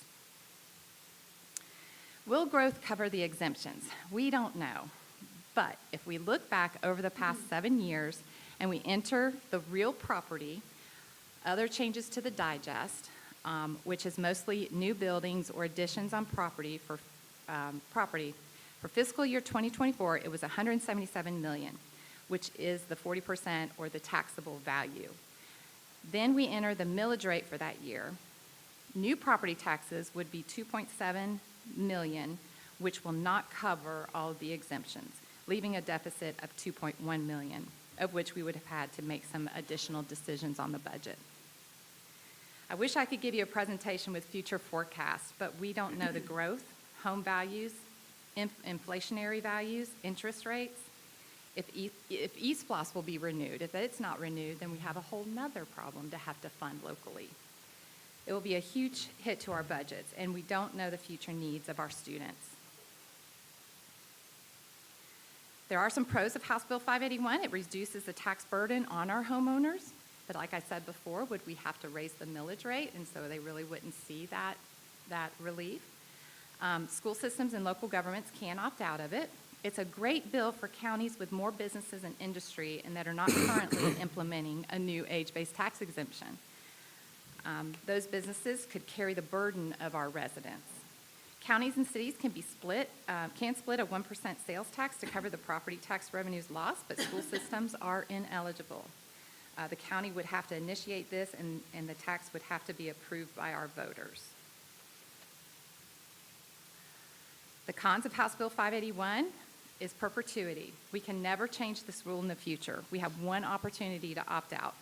Opting out allows Barrow County School System to maintain local control over our property tax policies, enabling us to tailor tax rates and exemptions to our specific community needs and fiscal conditions. This bill has little to no impact on our Barrow County low to mid-income seniors with homes under $350,000. Their values will be frozen once they receive the age-based tax exemption.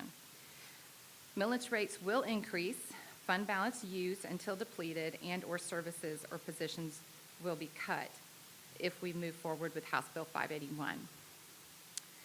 The board consideration. We can vote tonight to move forward with public hearings and seek more information from taxpayers, board attorney, and state legislators, then make the best decision with the information that we obtain. If we move forward with opting out on February 25th, we see what the impact of the age-based tax exemption will be on our digest and create our own legislation that we can change down the road as needed, maintaining that local control. We need to focus on our goal of operating efficiently and keep taxes as low as possible while providing the best for our students.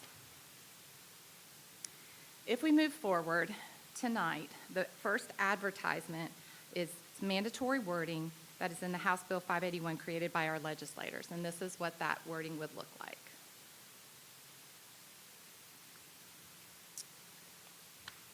This second advertisement would go along with the first one, and it explains our reasoning and our strategy of why we may opt out.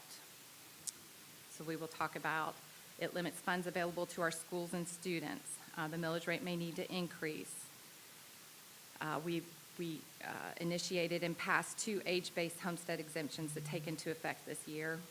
And then we can evaluate the impact, as I said, on this new age-based tax exemption and reduce further taxes at a later date for all of our taxpayers. We will have 3 public hearings, January 23rd, 30th, and the 6th. And then, of course, it will be advertised. Anybody can come in and talk to me at any time, and we can talk through it. As always, thank you for listening, asking questions, giving me feedback and suggestions. I wish I could predict the future and give you better numbers. Tonight's vote is only to move forward with getting more information, more public comments, talk with attorneys and those who know more about this legislation. Since we are not voting till February 25th, it allows us to see what other districts do and some of their feedback. As I said before in training, this is a very difficult decision.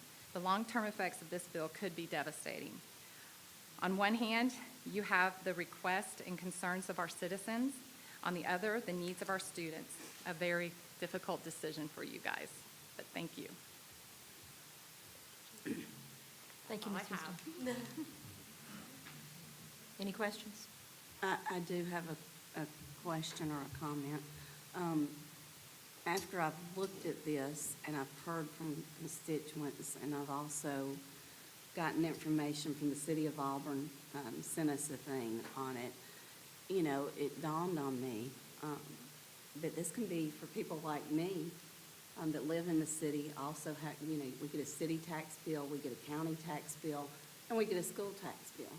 This can magnitude things really big for the taxpayer, for citizens, especially those that are older and on a fixed income.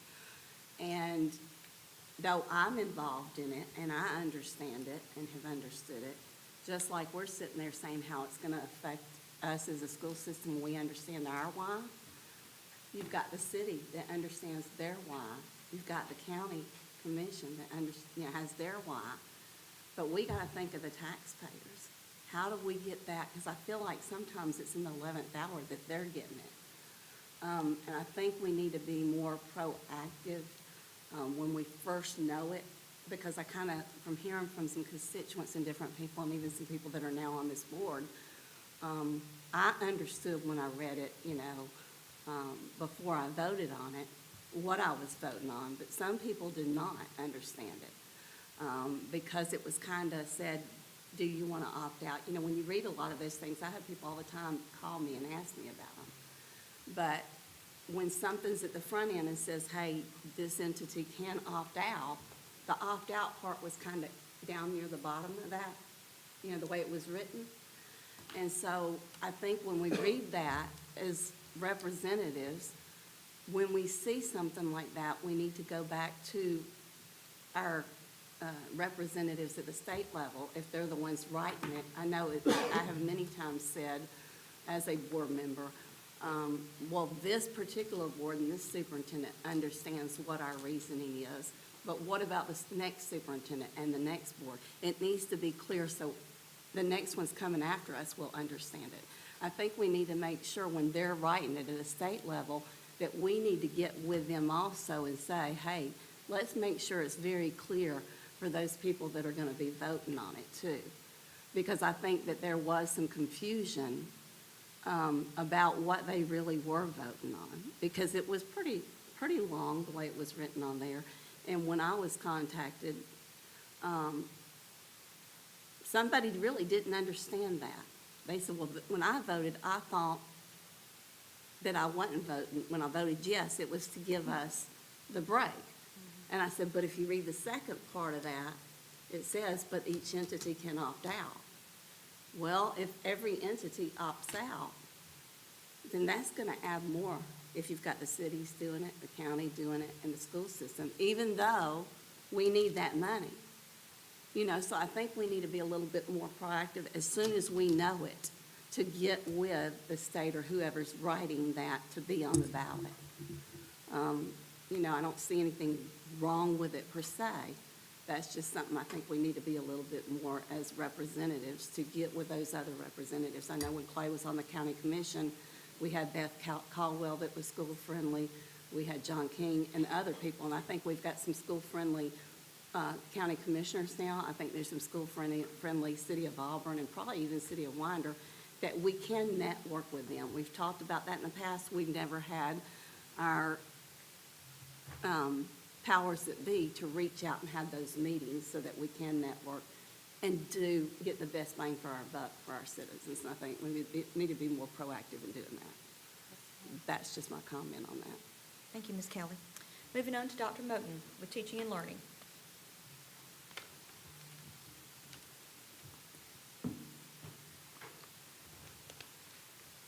Good evening. For Teaching and Learning, the report contains no items of information and one action item.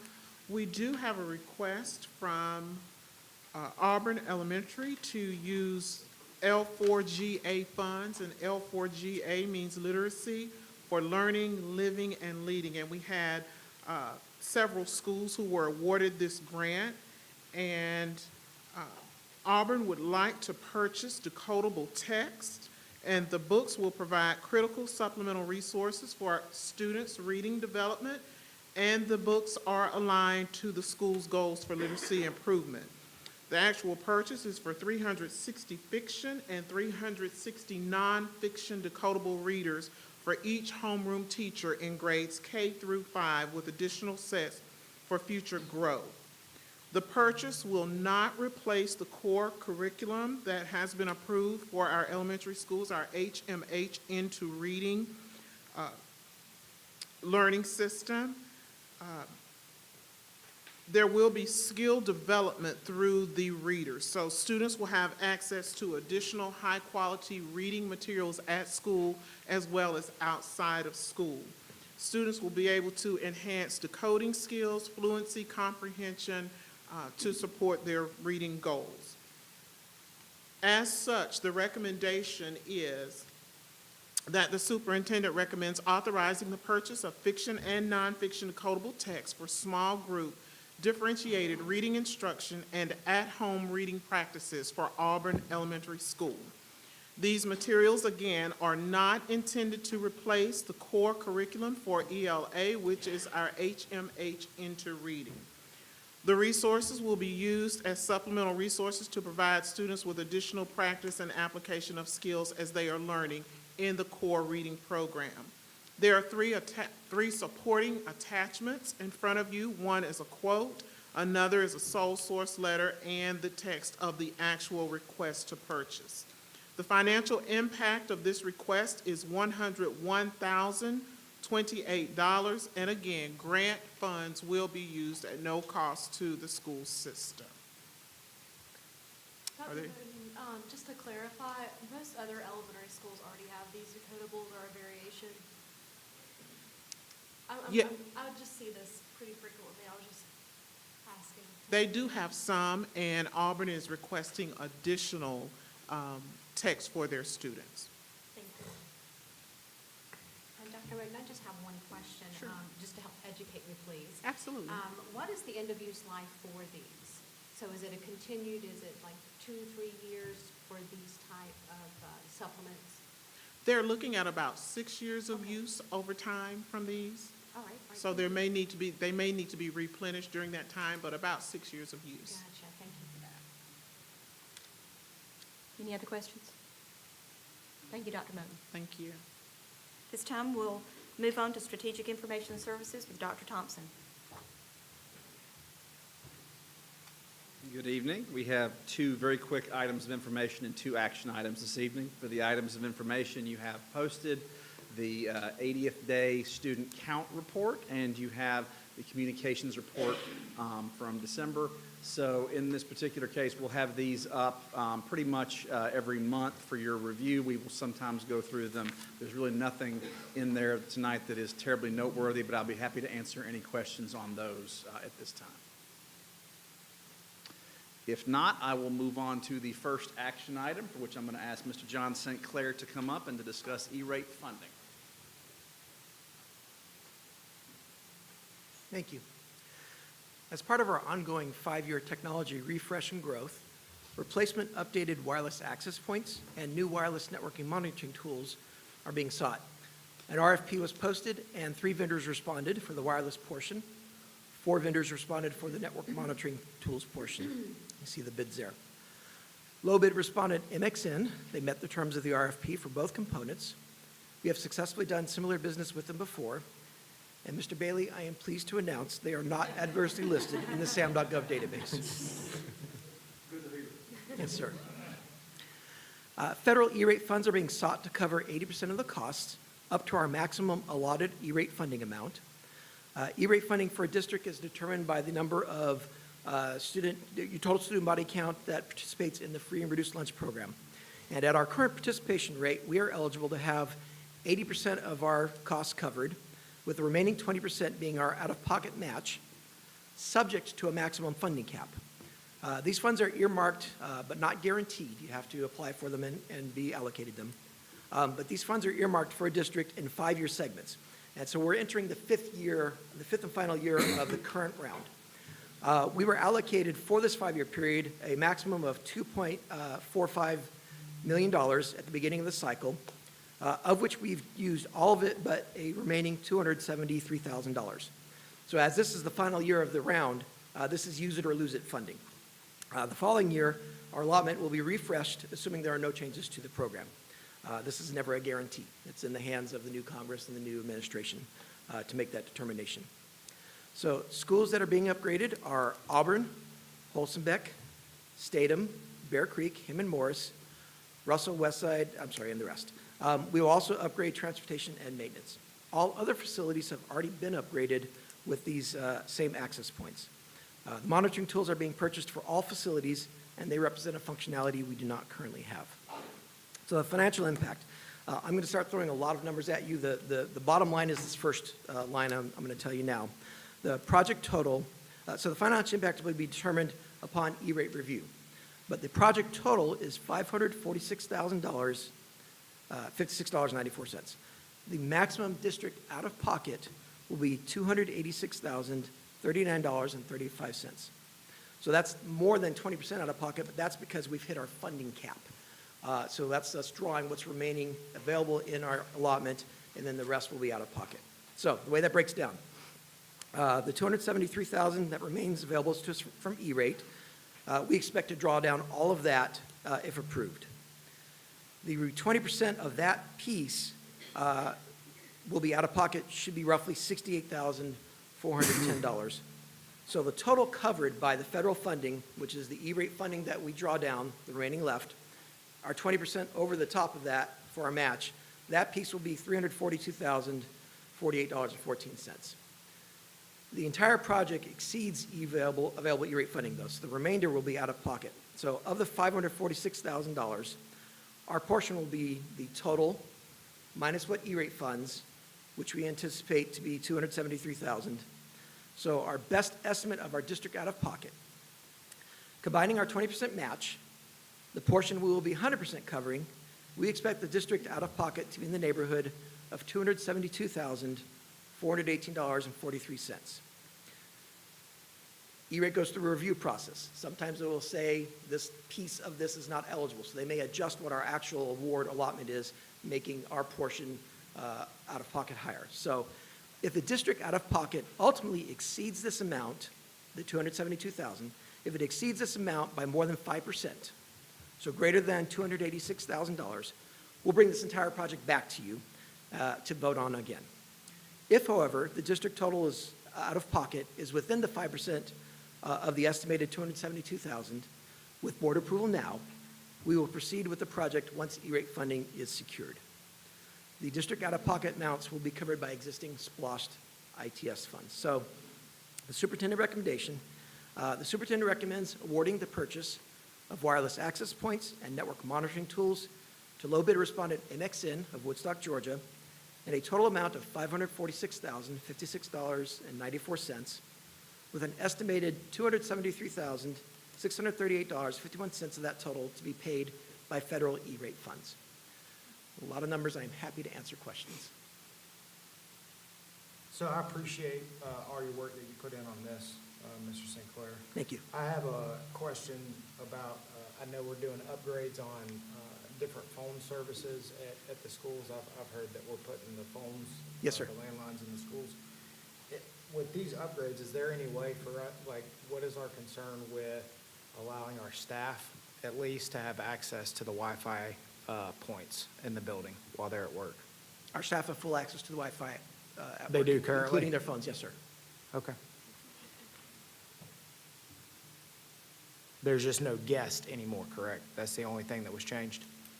We will turn guests off and on as needed. Okay. Yes. So Okay. like if they have an event, they have people coming in, spelling bee, we turn on an open network, everyone can get on the network, turn it back off when we're done. Perfect. Thank you, sir. Yes, sir. Any other questions? No. Okay, thank you very much. For the second action item, we have Board Policy JBCD, Transfer and Withdrawals. This was a policy we brought for the board's review in December. As a reminder, the basic issue here is we do have students who, for one reason or another, their parents may move within the school year and they would like to transfer. Additionally, we have students who may live out of a particular zone but may be interested in attending a school in a different zone. There are various state and federal laws that apply to allow this in certain circumstances. We certainly, by law, are required to, if we have space at an available school, to make that available to anybody who wants to utilize that. There are procedures around that. So what we wanted to do was to streamline this policy to make it easier to manage and frankly to make it a bit fairer so that it wasn't simply somebody at the central office making a decision that this particular case merited a transfer and this one didn't. So what you have in front of you is a proposed change to that policy. We've also included for your review the regulation that would go with that, although the regulation is not being voted on tonight, just the policy. That has sat on the table for 30 days. We received no public commentary on the proposed revision. So the superintendent's recommendation is policy JBCD, transfer and withdrawals, be updated as presented. I'll field any questions you have. So in regards to that policy, the JBCD, I read through the references, and I appreciate y'all taking the time to dig into that, because it's important to annotate exactly what laws and rules are used to cross out previous existing policy here. But I do believe that we need to look at adding in specifically 34 CFR 300.104 and Rule 160-4-7-.01. The first is a federal law and the second is a Georgia state rule. Both of those regard the student's right to FAPE, and I just want to make sure that those are both in because those cover parts of it that I didn't see covered initially. Sure, absolutely. I mean, we will always comply with FAPE, anything related to a special education student's educational services and their placement, so we would be happy to add that in. Thank you. Not a problem. Just a point of clarification, board members, FAPE is an acronym for Free and Appropriate Public Education, so that law and that rule is with regard to every student's right to a free and appropriate public education, and we don't I don't believe staff has any issue with adding those references to that policy. Happy to do that. Thank you, sir. Thank you. Any other questions? Thank you very much.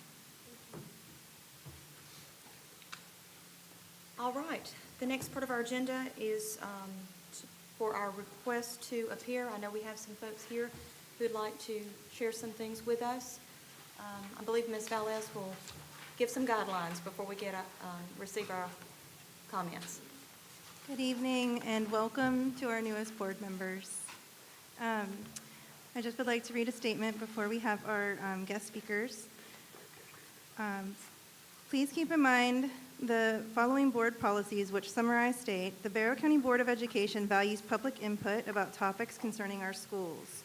Only residents of our district, representatives of organizations in our district, our student families, or school system employees may address the board. Each speaker is given 3 minutes and is asked to be civil and refrain from disparaging remarks concerning BCSS staff or that violate privacy laws. The board may stop a speaker if these guidelines are not followed. The board will take each speaker's comments and questions into consideration. However, no action will be taken at this meeting. Generally, board members will not respond to questions or comments, but may if they choose to do so. Now we invite our first speaker. Please also restate your name before you begin. And our first speaker is Aaron Dunlap.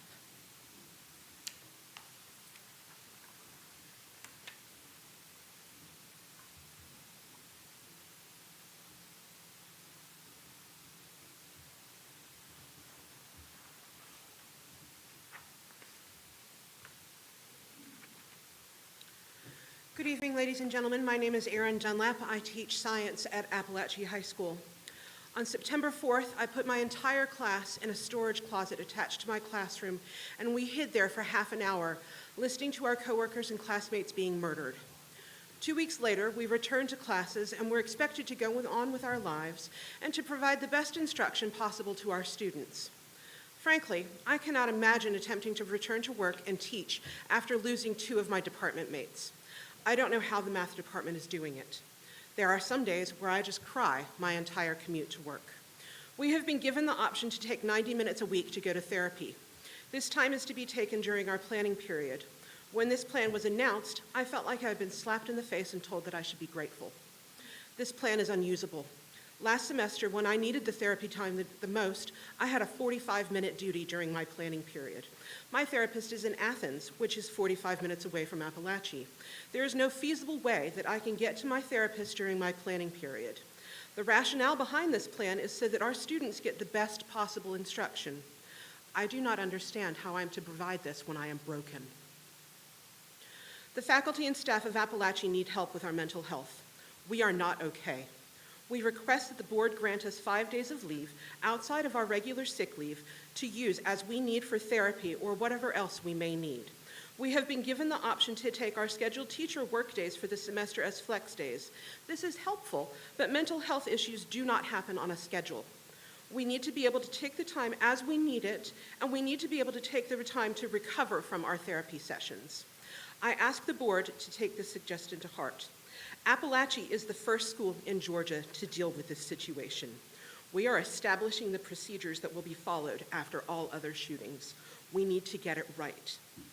I do not want your thoughts and prayers. I want your action and your policy changes. Thank you.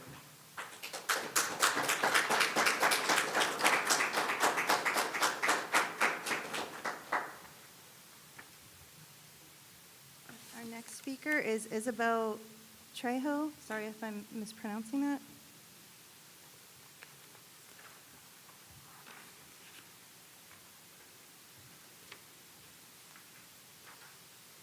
Good evening. My name is Isabel Trejo, and I am a senior at Appalachia High School. On September 4th, I was sitting in Coach Aspinwall's second period statistical reasoning class, one of the 4 classrooms directly impacted by the violence.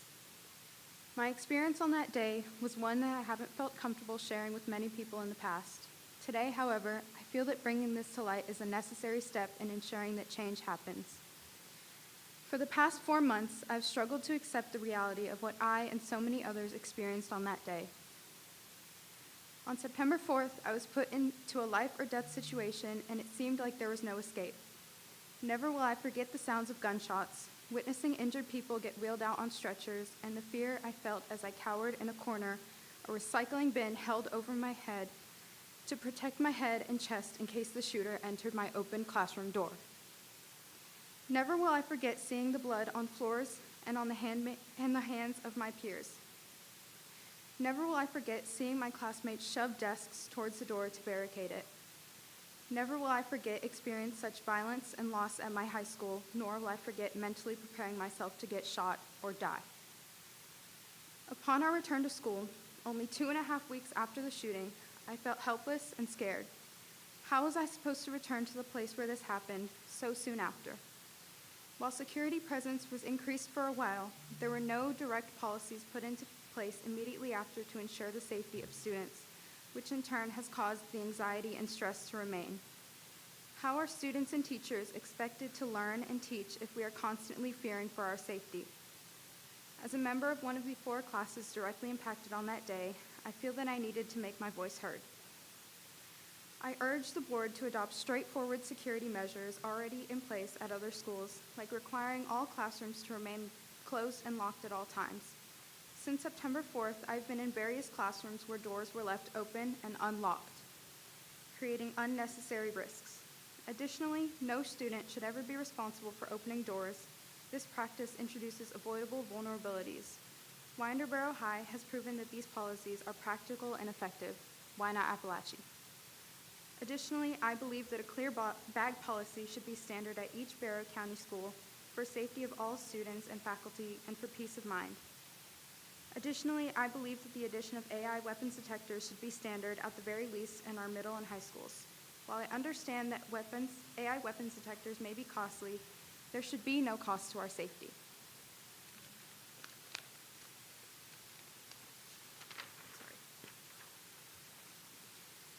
I'm now going to recount an experience that I had at AHS. On December 19th, I came to school late and found the attendance office exterior door propped open with a cardboard box. I'd walked through 2 sets of unlocked doors that all my 4 years at Appalachia had always been locked. After everything we've endured since the September 4th tragedy, this felt like a slap in the face, a message that safety was not a priority that it should be. How are we supposed to feel safe when doors are left wide open for anybody to walk into? This isn't just about doors. It's about the lack of urgency, the lack of communication, and the lack of meaningful action. Students, parents, and teachers deserve transparency and accountability from the board. We deserve to know that the decisions being made are not just reactive, but proactive, ensuring this never happens again. 4 months ago, I sat in this room seeking trauma and grief counseling. Now I stand here in front of you guys, seeking change. I call upon you to listen, not just to me, but to the countless students, parents, and staff members who are pleading for change. While I may graduate in May, I still want to know that all the students who walk these halls will feel safe in their schools because they deserve to. You have the power to make change happen. You have the responsibility to show that you hear us and that you care. Let's make sure no student, no teacher, and no parent has to endure what this community has gone through ever again. Thank you for allowing me to speak, and thank you for your consideration. Together, let's ensure that Barrow County schools are not just places of learning, but places of safety and hope.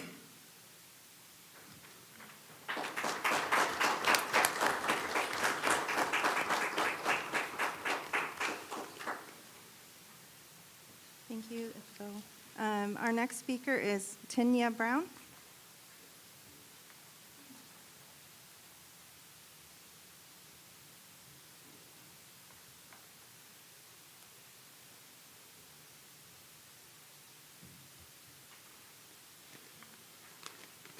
Good evening. I am Tanya Brown, a parent of an Appalachian student.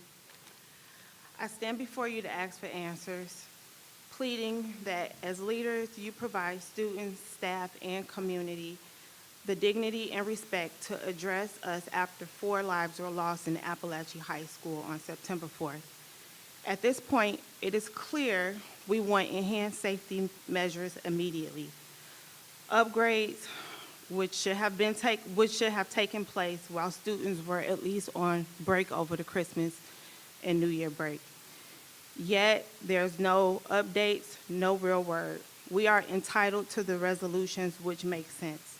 For whatever reason, there is an uprising of evil and behaviors, and these behaviors are affecting the schools more now than ever before. On December 14th of, not December 14th, December 17th of 2024, Abundant Life Christian School had a mass shooting, claiming lives and injuring several others. Since the beginning of the school year, there have been 84 school shootings, and we are only halfway through. For me, the shooting at Abundant Christian School, it induced PTSD. When I sit at home and I sit on my couch and my daughter goes to school, I hear the sirens, even though I know that they're not there. I hear the sirens the day that I heard them when we were going up to the school. I relived this painful event, and I continuously stress. I've heard about the legal protections for the school district from liability, but who's going to be proactive and protect our students and staff? This happened once, and it can for certain happen again. To conclude, I would like the district to provide an open forum and implement some kind of weapon detection system immediately. I want you to move and act like you care. And a little while ago, Dr. LeBluff, you said something about speaking to the community, and I know you guys sent out surveys, but just like Ms. Beverly stated previously, I feel like the surveys were not clear, and I feel like they were worded in a way to kind of convince the community as though it's something that we don't necessarily need. So the wording may need to be changed a little bit. And also, I would like to know about the numbers of how many people actually responded. Because when I speak to my peers in the community, they feel like you don't care and they feel like there's no point. So half of the people that I did speak to, they did not fill out the surveys. I had to take phones of my neighbors, and I had to go on and I had to encourage them. So the only way you can get accurate feedback is if you create some type of forum where we can all come together and you can speak and see how we feel as a community, students and teachers. Thank you.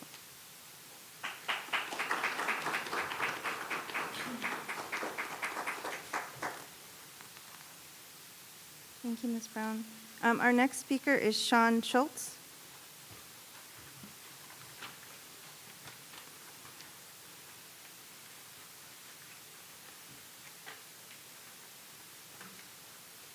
Good evening, everyone. Sean Schultz, community member, father. You guys have been seeing me since October's meetings. And here I am speaking again in redundancy. It's the same thing every month. There's no changes. We just saw our chief of staff put out a policy 30 days ago. Something's already written. It shows that it can be done. There seems to be, I'm at a point where I'm tired of begging for your all's empathy for our situation because it doesn't seem to matter at all. 90% of these meetings is numbers, money, things like that. It's been mentioned, the cost of weapons detections, et cetera. I don't think we can argue that anymore. After reading through the second round of the donated money that went out, $451,000, almost $500,000. Not one of those dollars went to proactive safety. Not one. How can we say it's about money? How can we say it's about not pleasing everybody? I've spoke to a majority of you board members individually. I've spoke to you as a group. I've spoke to you, Dr. LeDuff, individually. And it's always the same thing. We care, we care, we care, we care, we care. Where? Where's that at? Those are words. Words don't stop bullets. Words don't keep my kids safe. Thoughts and prayers don't protect anybody's kids. It's nice, sure, but it doesn't do anything for us. We have begged, literally begged you guys, do something, anything, proactively. I'm looking at the amount of money that has gone out to fruitless spending.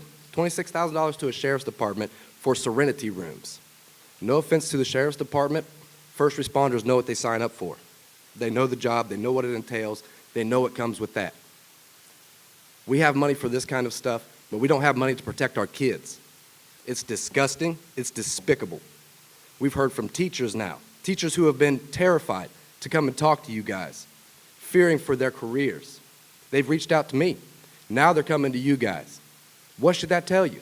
They're tired of it too.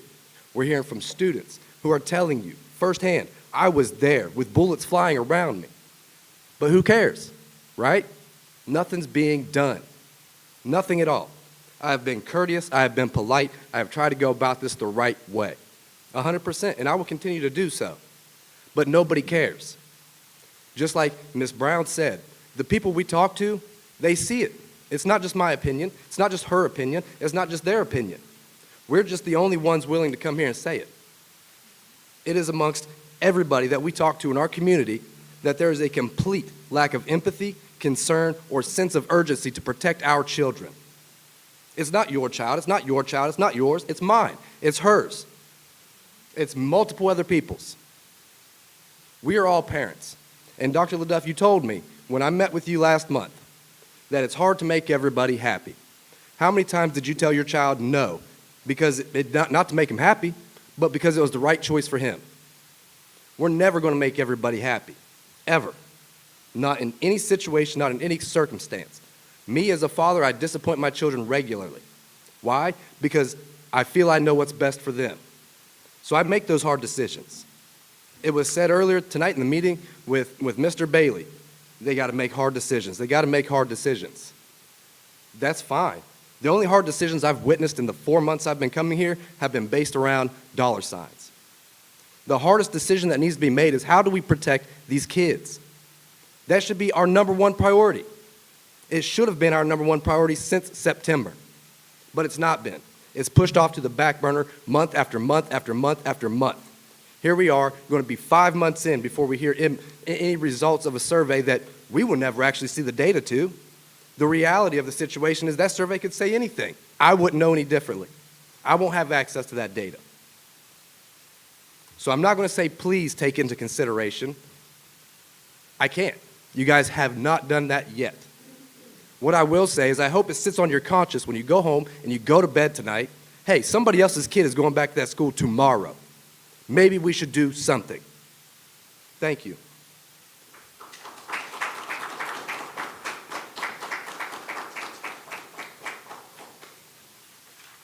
Our next speaker is Layla Contreras.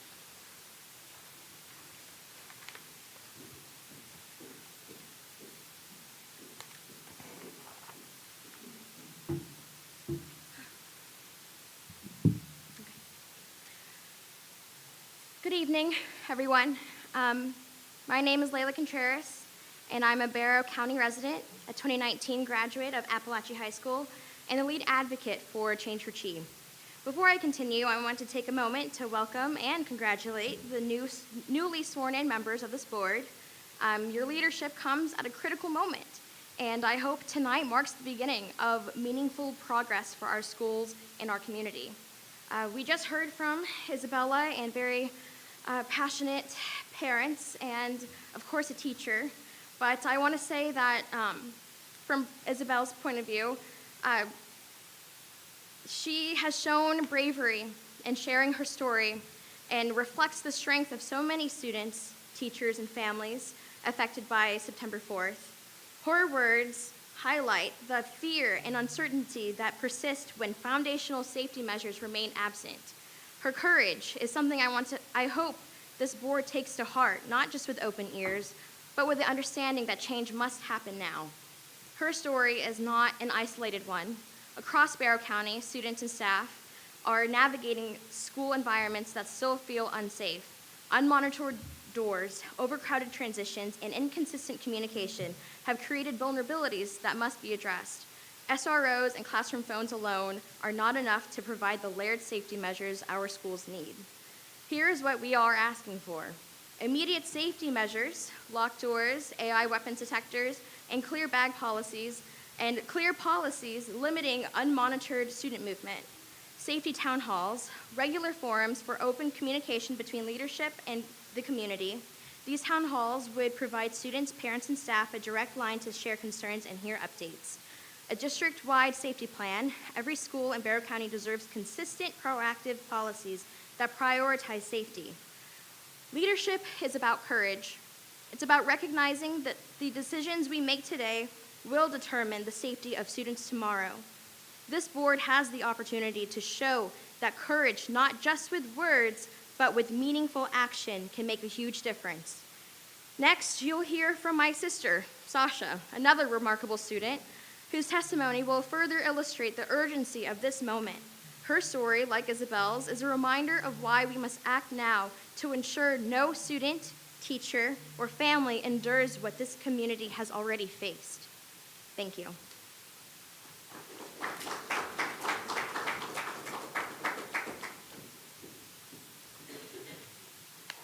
Thank you. Our next speaker is Sasha Contreras.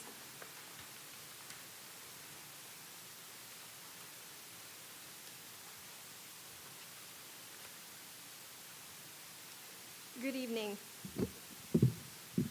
Good evening. My name is Sasha Contreras. I've spent my whole life in Barrow County, and I'm a junior at Appalachia High School. I was present during the school shooting that took place on September 4th and was in Mrs. Ermey's class 35 minutes before the tragedy took place. I spoke with her before she died that day. My heart goes out to those who witnessed the deaths firsthand and those heavily affected by this traumatic experience. Sorry.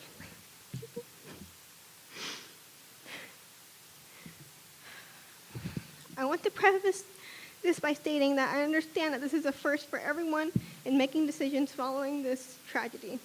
And I also want to express my gratitude for what has been done so far, like the mental health resources and the verbal support given. However, I'm deeply disappointed that this life-changing experience for many students, teachers, and staff was not deemed urgent enough for the Board of Education to hold an emergency work session. Instead, it was discussed on a regular schedule after the date for us to return was set in place. I'm disappointed about the lack of a comprehensive plan or decision made going into the spring semester, especially since neighboring counties have already done so before and after tragedy struck our community. The Board of Education has stressed the importance of gathering input, but opportunities for parents and students to be heard are rare. The county survey was distributed inconsistently, contained response bias, and negatively framed specific safety measures like metal detectors and clear bags. It also failed to distinguish between AI weapon detectors and regular metal detectors, misleading respondents. Many students were unaware of the survey, which was only shared via Instagram and Remind shortly before the December 13th closure. The Instagram post was made 10 days before the closure, and the Remind that was sent to parents and students was distributed 2 days before the December 13th closure. The lack of transparency around student recovery and governance meetings also highlights the Board of Education's inaction. The differing meeting tones and priorities between Winder-Barrow and Appalachia highlight the board's failure to prioritize student, teacher, and staff safety. Many of my peers are traumatized, dealing with anxiety, nightmares, and life-altering effects. The absence of a concrete plan for 2025 is disheartening, and the promised additional SROs remained absent. While there were a few extra SROs yesterday due to the new pods, none were present during the fall semester once media attention faded. Pod 2, which has no visible SROs, is near the student parking lot and is the closest to the public road, making it particularly vulnerable. Yesterday and today, during transitions for lunch, we were crowded by the bus lane door with no escape routes or preventative safety measures when we finally entered the school upon waiting for someone to open the door. As I toured a student yesterday, a hallway substitute shared her fear of being alone in the hall, unsure of what could happen. I walked through the overcrowded halls, hyper aware of my surroundings, and anxious, especially since it hadn't been this crowded since before September 4th. The new pods aren't the issue. It's the lack of safety measures and the poor planning that went into this. With our lives at stake, it's unacceptable that safety won't be addressed until the mid-spring semester. SROs are reactive, not preventative, and without effective measures, the threat remains, and it's frustrating knowing nothing has been done at Appalachia or other Barrow County schools. Sadly, school shootings have become so normalized that students view them as an everyday risk. Yesterday and today, I transitioned nervously, seeing students entering and exiting unmonitored doors. My fear heightened knowing my mother also works in the building. Scheduling an open house after our return also makes no sense, and communication about navigating the new pods was minimal. Yesterday, at 6:39 a.m., we received only a remind message that said, "Welcome back, Wildcats. Math and Spanish classes are in the pod buildings. You may want an umbrella or rain jacket. See you soon. With no emails, remind messages, or phone calls sent to parents, we were left to figure it out before the open house, relying on inconsistent instructions from an Instagram post. The post suggested confusing routes for transitioning between pods, and the unsafe flow of students created anxiety and vulnerability. This poorly thought out plan showed a lack of critical thinking and empathy. Despite my gratitude for the efforts made, the Board of Education's inaction is becoming harder to excuse. With our lives at risk, it's unacceptable that safety is not being prioritized immediately. School is a crucial stepping stone to believing and becoming. It is the first milestone in our lives as a society and is the foundation of today. It should be the last place such violence occurs. It should not be a place of constant worry, fear, and anxiety looming in the back of our heads. A better equipped survey to take essential data is vital in deciding proactive safety measures. Overarching policies for the schools are crucial in ensuring the safety of our students as soon as possible, such as keeping the door shut and limiting the amount of students roaming in the hall. Thank you for your time.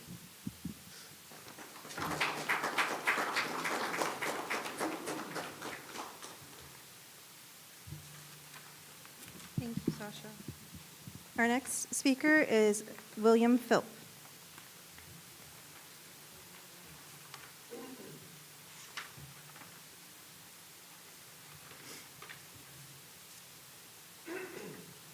Bear with me here. I erased what I was going to say sitting here through all this. A lot of our anger stems from the fact that so little has been communicated. I don't know where any of you on the board, nor does anyone else know where you stand on AI weapons detectors or clear book bags or anything. I don't know where you stand. I don't know if any of you have kids in that school. I can tell you my kid and a lot of the other ones that were on J Hall have now, we've had the stress of putting them back into school, but now they're in less safe places, either Chi East, which did not have SROs full-time, I thought they would, to now pods.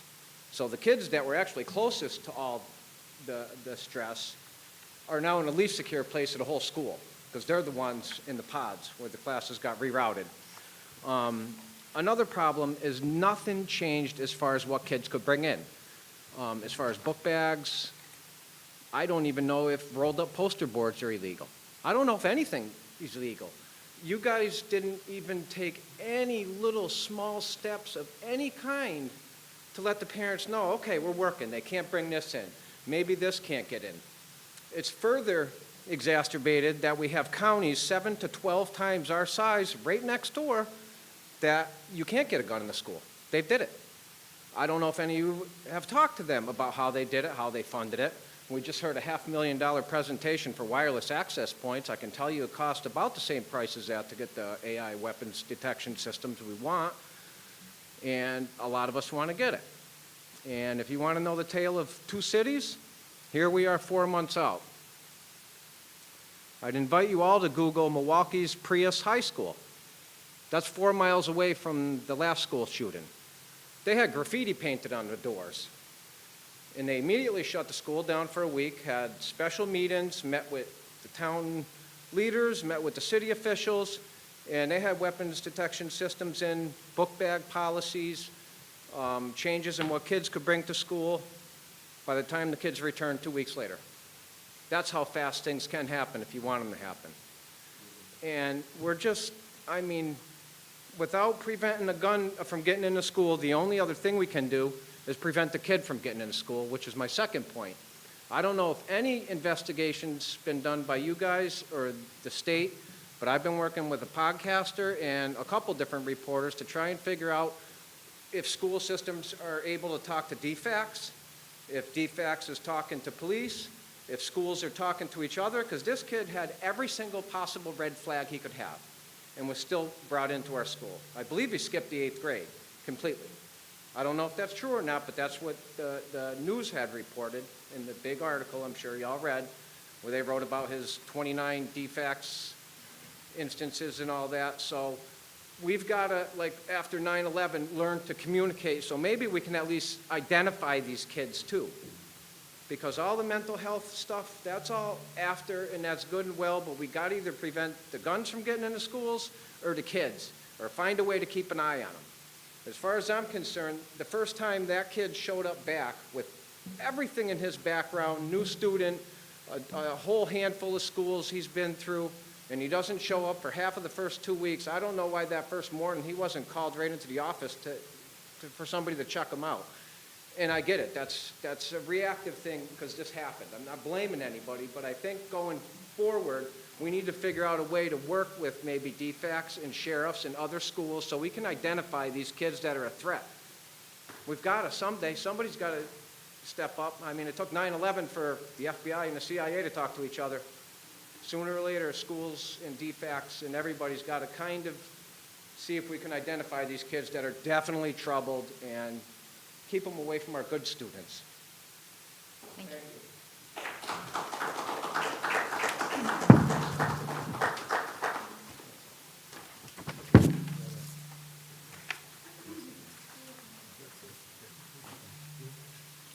At this time, we will move into executive session.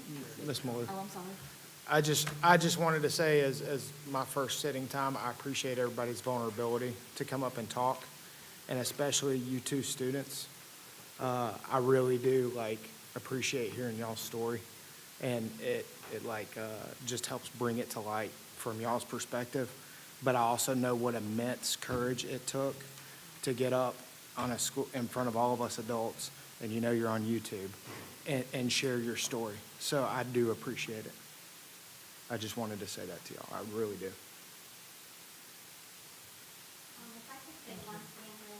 I'm sorry, we'll move into executive session now to discuss or deliberate upon the appointment, employment, compensation, hiring, disciplinary action or dismissal, or periodic evaluation or rating of a public officer or employee, or to interview applicants for the position of superintendent. Ms. Max?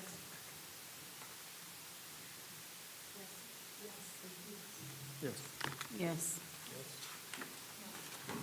Thank you. We'll be back. Hi, my name is Noe Rodas, and I am a senior at the Barrow Arts and Sciences Academy. Well, I heard that it was going to be a new school, and I wanted to see what the possibilities could happen at a new program. And I started to see that I really liked it, and that there's a lot more opportunities for you to get better at knowing yourself and playing in smaller groups. One of my favorite memories in high school was our spring trip for band. I really liked that I could spend time together with my bandmates and my friends, having fun playing music and having a good time at the park. I think one of the most memorable role models in my high school time has been my teacher, Ms. Sharman, the band teacher. She really pushed me a lot to do things that I was uncomfortable doing, like auditions, and it helped me to realize that I have a lot to learn and that I am a lot better than I think I was. Yeah, I started a band in 6th grade. I started out playing saxophone, and then during 8th grade I started playing the baritone saxophone, which is slightly larger, and I started playing that ever since. But last year I began playing tuba and working around a little bit with euphonium and trombone, and now I'm back on alto and bari. My future plans after high school is that I want to study music at Belmont University in Nashville, Tennessee. I heard that it's really good experience over there with commercial music and getting into the music industry, and I really want a taste of that. I think one of the greatest accomplishments was being one of the first classes here in BASA. Having to start new traditions and being part of a new school is so different, and it's something that you can only experience once. And it's not an experience that most people could have. One piece of advice I'd give myself to a freshman would be to not give up, and also to always pursue what you love, because sometimes there's some things that you love to do, but you are sometimes afraid to do it, but you just gotta keep going, and it'll be all good.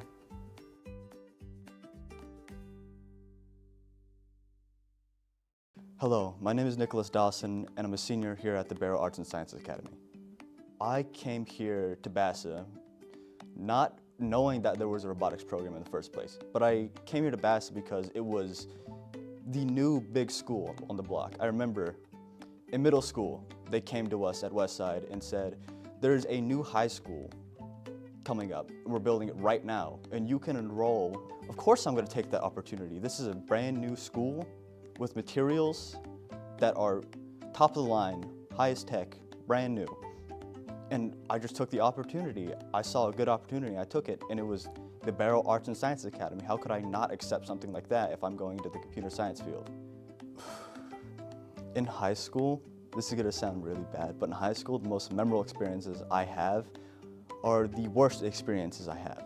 But I think that's because after I found the solution, it gave me the most sense of accomplishment, the most sense of pride, because I finally found out the error that was causing everything. It was usually I typed something wrong or I put in the wrong variable, and when I finally just saw that little mistake and fixed it, everything started working, everything was fluent, everything started going along like it was lively.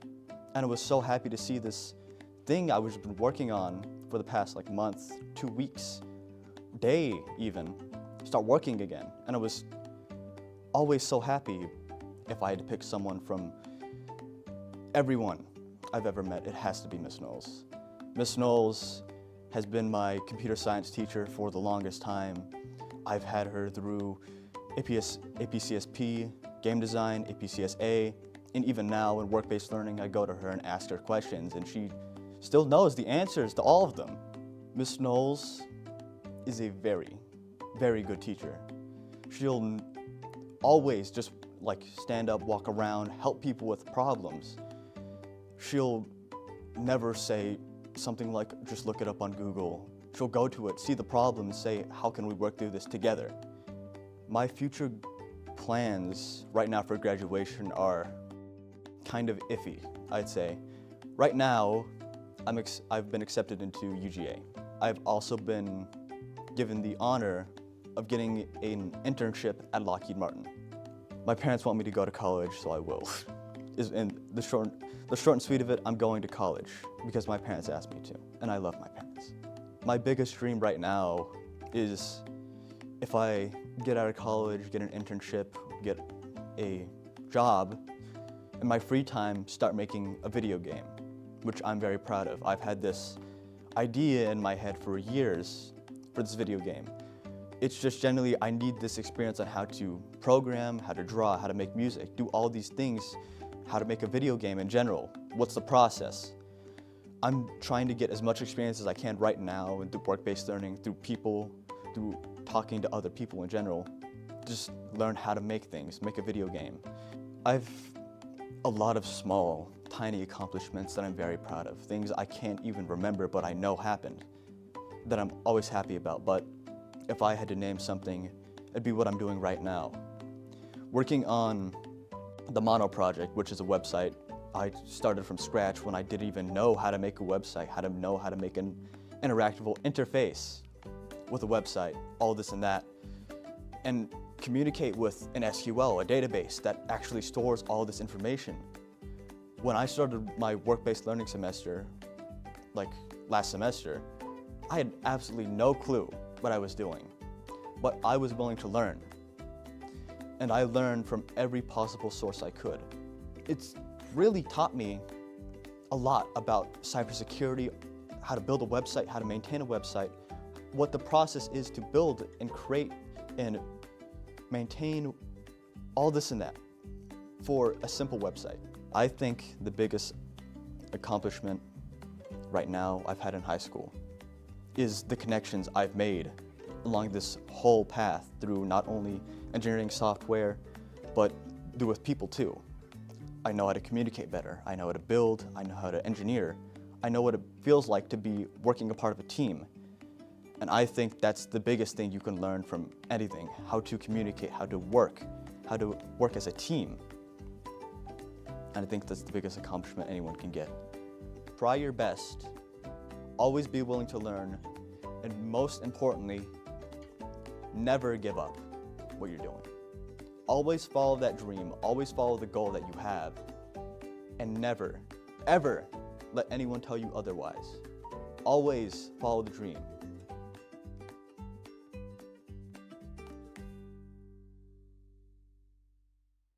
Is your child interested in the arts, sciences, and a way of learning that encourages them to explore and grow?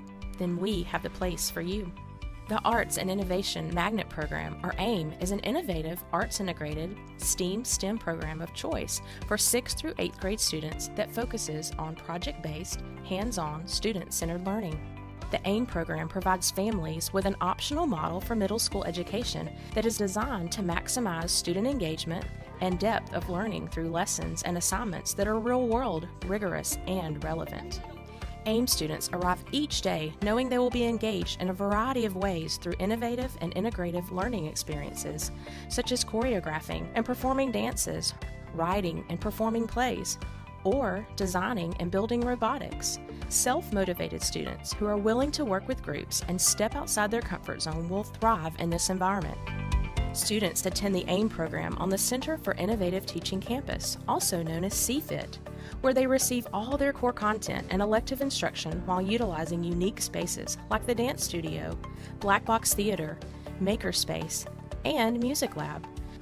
After attending core content classes, students are encouraged to focus on various unique opportunities through daily exploratory connection time at AIM mini academies, where they can explore agriculture and food science, culinary arts, communicative arts, dance and choreography, digital media arts, engineering and technology, theatrical production, and visual art and design.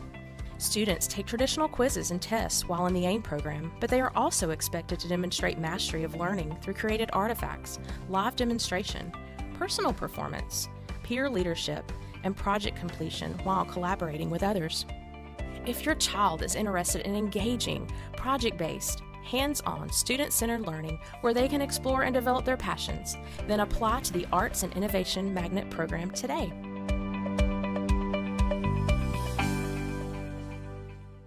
My name is Jaden Cooper. I'm a senior and I go to Warrenboro High School. So growing up, I was just always outside. You know, I like to do a lot of fishing. You can tell by my attire. So when I got to high school, I like to choose the classes that I like to do. So I chose agriculture to be one of my pathways. And basically, I'm getting to do exactly what I wanted to do as a kid, so it's pretty fun. So football teaches you a lot of valuable skills like communication, accountability, and basically just trusting your teammates, because in the classroom and in the workforce, you have to work with people that you don't necessarily like half the time, and you just have to deal with it, and you just have to do stuff like that to become successful. A teacher that's made an impression on me the most would have to be Miss McCall. She teaches business here, and she teaches you about credit, which is a really good thing to know in life. Obviously, I just won prom king, so I'm pretty proud of that, and I'm also proud of being an honor grad because all my hard work's paid off.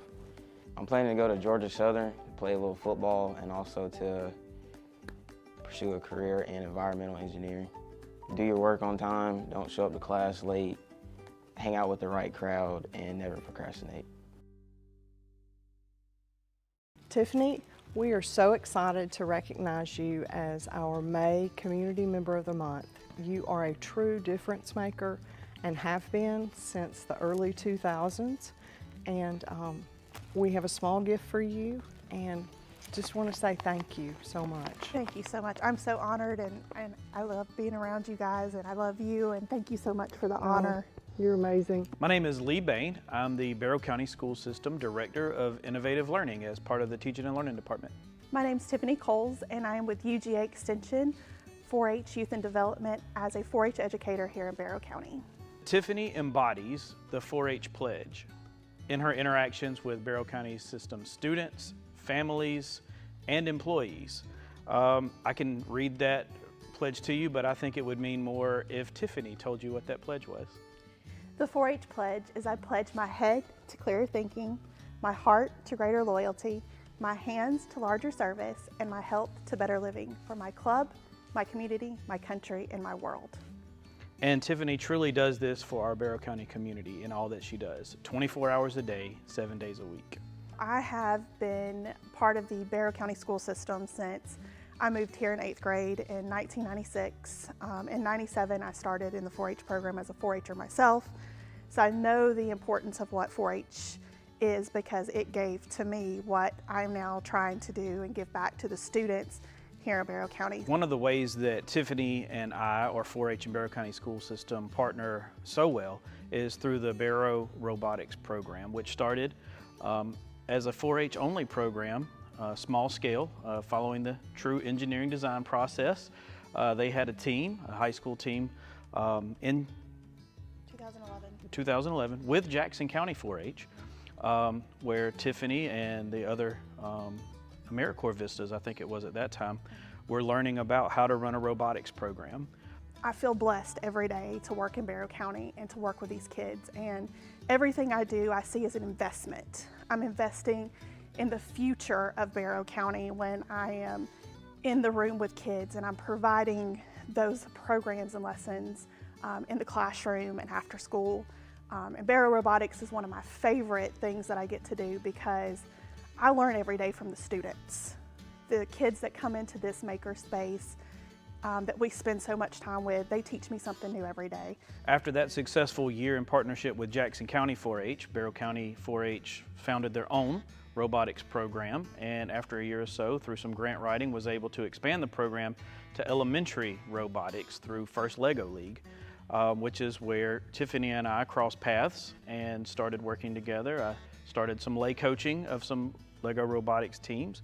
Not coincidentally, I had my daughter who was on one of those teams, and over the years that developed and grew to middle school teams and to high school teams, and now we have 5 very successful vertically aligned teams. I am grateful that Lee took the opportunity to recognize me. He does a great job at that.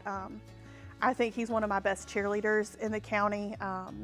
So I am very humbled that you would think of me and go out of your way to do that for me. So thank you so much, and I appreciate you and everything that you do for me.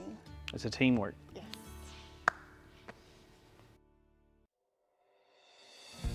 I'm Dr. Chris McMichael, and he is recognizing you as September Community Member of the Month for all the behind-the-scenes things that you do. So Joe knows who I am, but I'm Jennifer Wood, and I have the pleasure of being the CEO out here at Sims Academy, and I'm also the CTAE Director for Barrow County Schools. And I wanted to nominate Joe because he is a guy who doesn't want all the accolades, but he is a true supporter of Barrow County School System and Sims Academy. Joe's been around since the beginning of Sims Academy, so back in 2014 when this building opened, and he's been involved every year since then as a very active and chair of the board. I know Joe also serves as chair SGT for Holstenbeck Elementary School. I know you're a Rotarian, you serve as chair on so many other committees, workforce development, Benton Chamber, and so I think you're such an asset to the school system and to Barrow County community. And I just want to thank you for all of your support to me and to the school system and to Sims in the years that we've known each other, but even in the years prior to me coming into this role. You really have such a wealth of knowledge and experience, and you're just always willing to lend a hand and to help out and to be a voice for, again, for our students and our community members in Barrow County. I thank you for that. It's very humbling. And I feel like it's really an honor for me in particular, not just to be recognized this way, but to be allowed to participate in what goes on around here. So let me introduce myself. For those of you who don't know me, my name is Joe Vogt. I work for Solvay, a chemical manufacturing company, who has a site here in Winder. I don't do any of this for recognition, and in fact, many times when I sit and contemplate the things that I do, I'm not sure that I actually do anything. I go to a lot of meetings, right? Jennifer made comment of the fact that my experience is pretty deep, and it is. In manufacturing, that's everything I've ever done since I walked out of college. As I said, I go to a lot of different meetings. I'm involved with a lot of different people, and when you take the time to do that, you have the opportunity to connect a lot of dots in this community that other people might not be able to do. And and I've tried my best to connect those dots to the benefit of the community. And I think that after 20 years, it's starting to be an opportunity here to do that. So I finally realized that it wasn't necessarily the case that I needed to make things happen all the time. What I needed to do is put the right people in the same place and let them hear all the same things that I was hearing. And that has really been, if there's any contribution I can point to, that would be it. I think a lot more people in this community are educated about workforce development. They're a lot more knowledgeable about the advances that Barrow County school system has made over the past 20 years. And if I get the right people sitting in the right room and get a chance to talk about that, I do. And thank you. Yeah.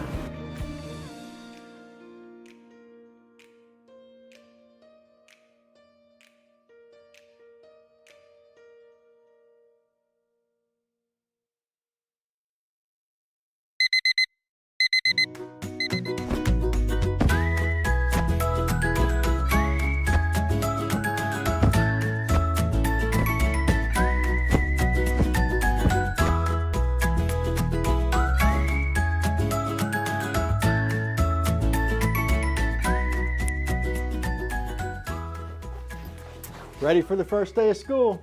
How about you? Please remember that we are all in this together, and it helps to bring your patience the first few weeks of school, especially in the car rider line. As our schools and staff and students are getting used to new traffic patterns and bus routes, and as we make the needed adjustments over the first few weeks to those bus routes, things may take a little longer. You can find all of our back to school information, or as we like to say, back to bold information on our website. We're wishing you a great first day and an amazing year of success in Barrow County Schools.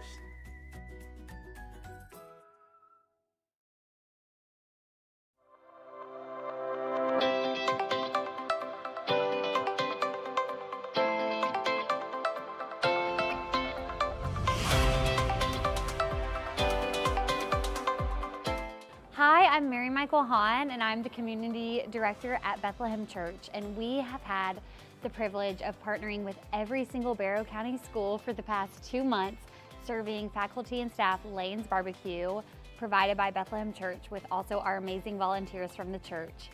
It has been such a joy to get to be in every school, to see all the faculty and staff and the joy that food can bring to people, and it's been amazing for our volunteers from Bethlehem Church to be in these schools, to see some of their kids, grandkids, family members. I love the partnership that we get to have with Barrow County Schools, because every time I get to do it, I leave grateful.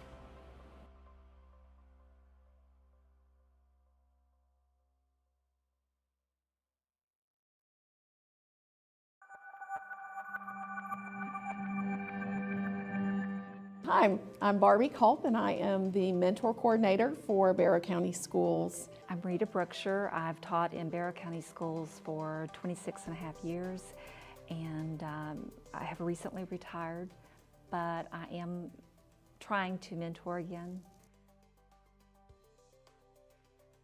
Well, right now I am mentoring at County Line, and I have a little girl that's in 4th grade, and she's just a quiet, shy little thing. We mostly talk. I have asked her about academics and what her favorite subjects are and her hobbies.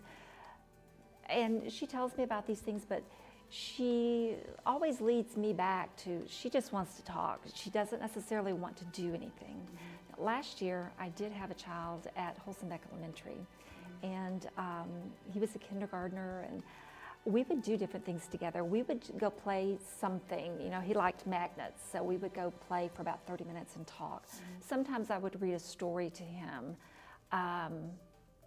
The counselor asked me last year, maybe reading something to help with behavior. Mm-hmm. And we would talk about the character in the book and why this character should or shouldn't do something. And then sometimes we would just play. And he looked forward to me coming and just needed that time to himself. Time out of the classroom with that special someone, and nobody else got that. And I think he really thought that was pretty special. In the classroom, I was just shown that I really, we really need mentors and more of them. We need somebody there for some of those children, because it seems like, especially the last few years that I taught, there are more and more children, and as we had talked, more and more children that are lacking a wholesome family life with adults that are present all the time. And if these children can just have a few minutes of someone's time on a regular basis, that's really what they need. If you have an extra 30 minutes a week, there's a student in Barrow County that needs you.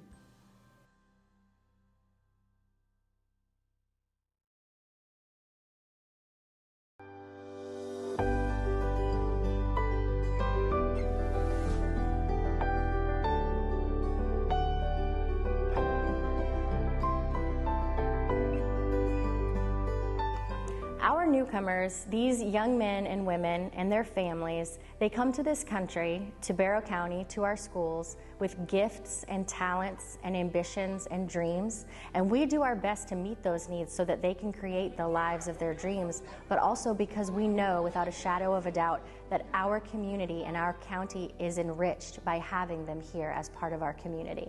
Newcomers Academy has been a great first step for most of those kids to come in, get acclimated, work with really dedicated, focused teachers, doing what we do here in Barrow County, which is meet those kids where they are and then take them forward to be the best students and have the best educational experience that they can. When our students come in, they're very shy and very quiet.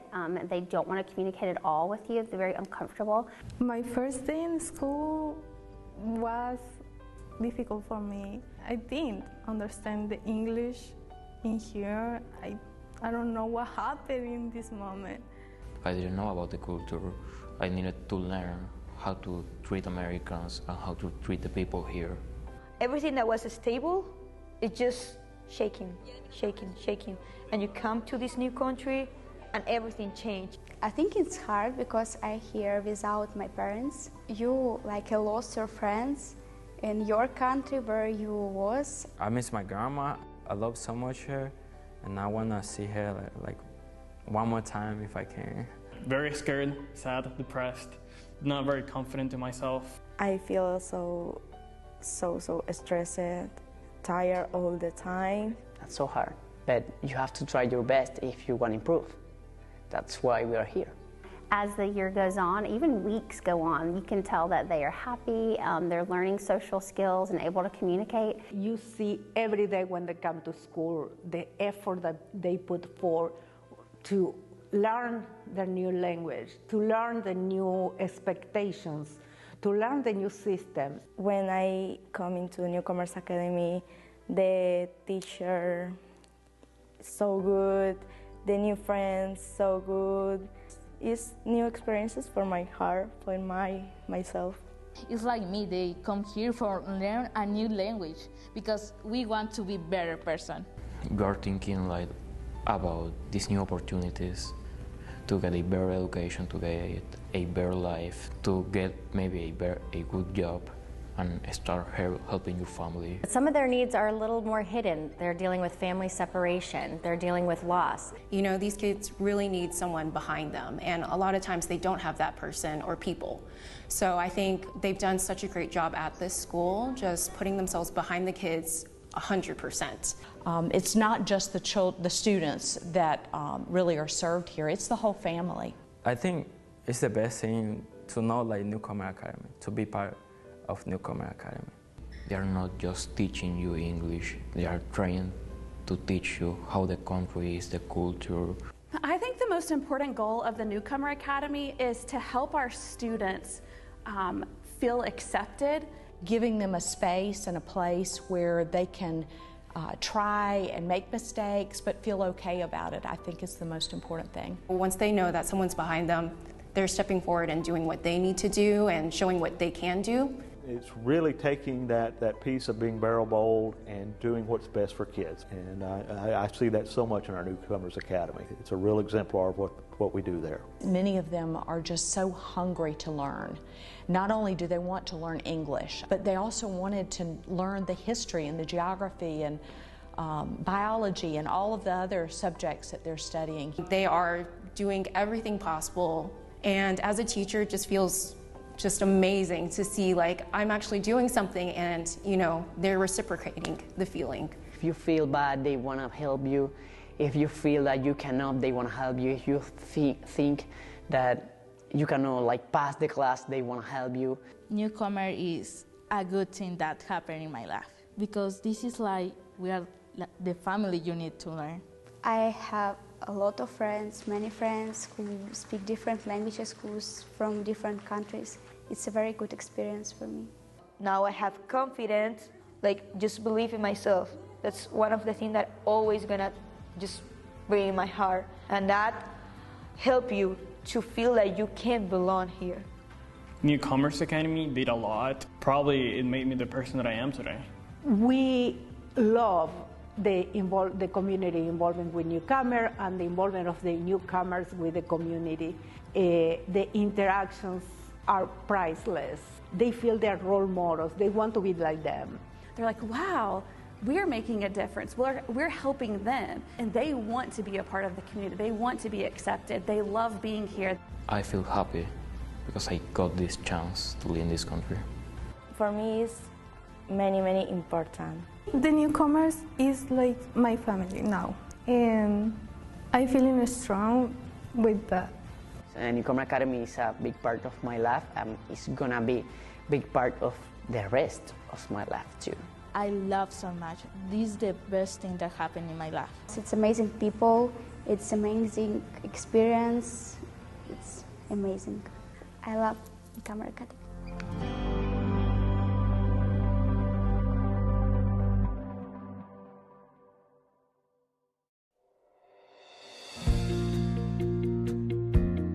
So I wanted to give you this on behalf of Dr. McMichael for being recognized as November's Community Member of the Month, and we just appreciate all that you do for the school system, for students, and your caring attitude and everything that you were nominated. Thank you so much. You're welcome. Thank so you. sweet. I'm Rebecca Heiner. I'm the System of Care Coordinator for Advantage Behavioral Health. I'm a System of Care Coordinator. I cover all 10 of our counties that our Advantage covers. We're a community service board. So my role is to kind of step in and help fill the gaps with youth and families. I work with ages 5 to 26 and their families, and with Barrow County School System, just having the opportunity to collaborate with Jeanette and other school social workers and school staff to assist with high acuity, high risk kiddos, and kind of stepping in to help the families through transitions to where otherwise they may kind of get lost in the mix of things, or just essentially providing that extra layer of family support to make sure that the kiddos and family can reach stability and reach their goals ultimately. So Rebecca is our go-to person specifically with Advantage Behavioral Health Systems. She always answers our call, is quick to answer our emails from anything where if we've got a high risk or vulnerable family or student that might need mental health services, need help navigating homeless services, or even extra support for autism. For helping with BCSS schools, a lot of it has been working with Jeanette and others on staff with meeting basic needs for families and kiddos with homelessness, a lot with IDD kiddos and families, autistic services, and kind of working with the school system to make sure that the kiddos are getting their needs met in the school system with IEP, BIP plans, any kind of transition of care, just kind of filling in the gap with, if a kiddo has been discharged from the hospital or may need a higher level of care, or just kind of being that family advocacy to kind of be present to make sure that the youth and the families are having the opportunity to be heard and that everyone can kind of be on the same page to provide the best care possible. Rebecca is one of our representatives on our LIPT team, which is our local interagency planning team, as well as she attends some of our community-based risk reduction meetings, which really allows us to kind of talk about what services Advantage does have, how they can possibly help with our students that we bring to those team meetings. But in addition, if I've got a family and I'm just stuck and I don't know, where else to send them, or I know that Advantage could help, but I'm not sure how, you know, she's one phone call away. I think the school system goes above and beyond for their own staff and employees, but also for the youth and the families. And just being able to have that partnership and that relationship with them to make sure that if there's a need that Advantage can meet, or a need or a resource that I'm aware about in the community that I can connect them to, that I'm able to assist and offer that support. I don't love being in the spotlight, so that part about it is, you know, it is what it is. But it makes me feel very valued. You know, I pride myself on working really hard to have good community partnerships and connections. Everyone at Barrow County School System is always one phone call away, very available, very willing to have conversations and collaborate at the end of the day to do what is ever is best for the kiddos and the families. And just being able to be a part of that is something that I highly value.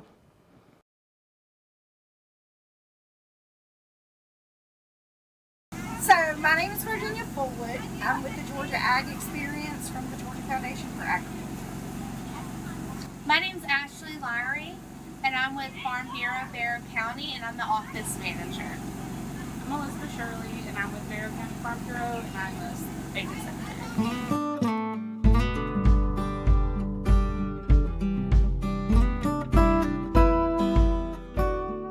So we are at Barrow County Elementary School, and this is the Georgia Ag Experience. It is a experience focused around agriculture. We travel around the state of Georgia. During the school year, we predominantly teach at public and private schools all over the state. We're trying to show them the effects that agriculture have on their everyday life. Another great feature about this is people view agricultural careers as someone standing on a farm with a pitchfork and overalls, and in reality, there's numerous fields in agriculture. There's technological fields, biology, engineering, mechanics. So this also exposes them to the ever-growing need that agriculture has for future careers. I would also like to say that agriculture is Georgia's #1 industry. We make more money in the state of Georgia off of agriculture than anything else. So what that means is future opportunities for these kids, and it's important to share agriculture with them so they know what opportunities they have.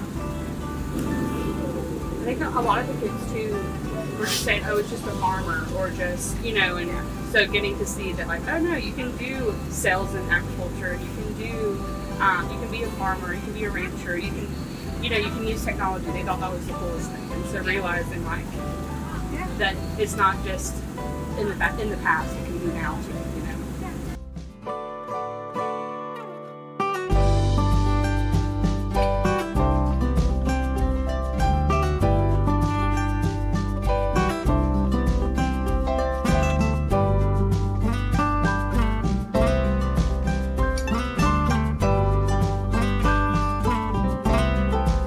Do I have a motion to reconvene?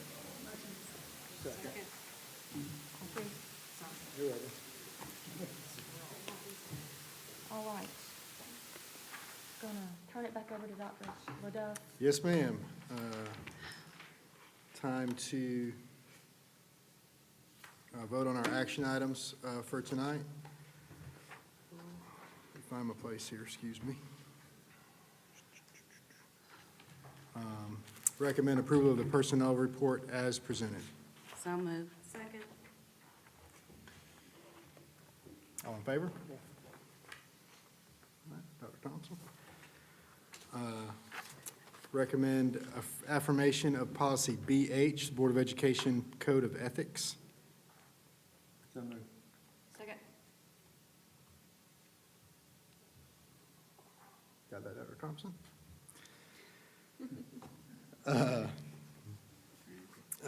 Recommend the board authorize staff to move forward with the publicizing our hearings for the House Bill 581 opt-out process. As stated in House Bill 581, we will publish that advertisement in the newspaper in the weeks prior to those hearings, so we can continue to study House Bill 581 and the impact that it may have on the school system leading up to an official vote on February 25th. Second. All in favor? Got 1, 2, 3, 4, 5, 6. All opposed? 1, 2, did I miss one? 3. Oh, sorry. Can you get that, Dr. Thompson?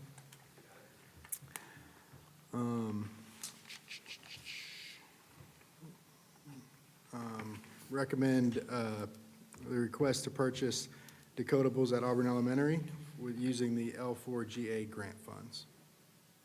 So moved. Second.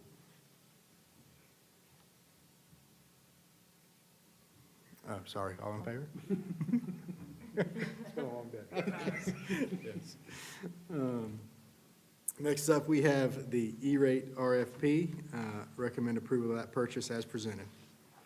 So moved. Second. All in favor? 9-0, Dr. Thompson. Recommend approval of policy JBCD with the addition of references mentioned by Mr. Callaway during the board meeting. So moved. Second. All in favor? 9-0, Dr. Thompson. And I believe that's all of the action items for this evening. All right. Thank you, Dr. Leduc. Could I have a motion to approve the authorization for committees to meet? So moved. Thank you. We've got a few open seats on some of our committees, so we'll be talking about that later and be thinking about where you would like to serve on a committee. Our next meeting will be January 28th. That'll be our work session and called board meeting. No other business. We are adjourned.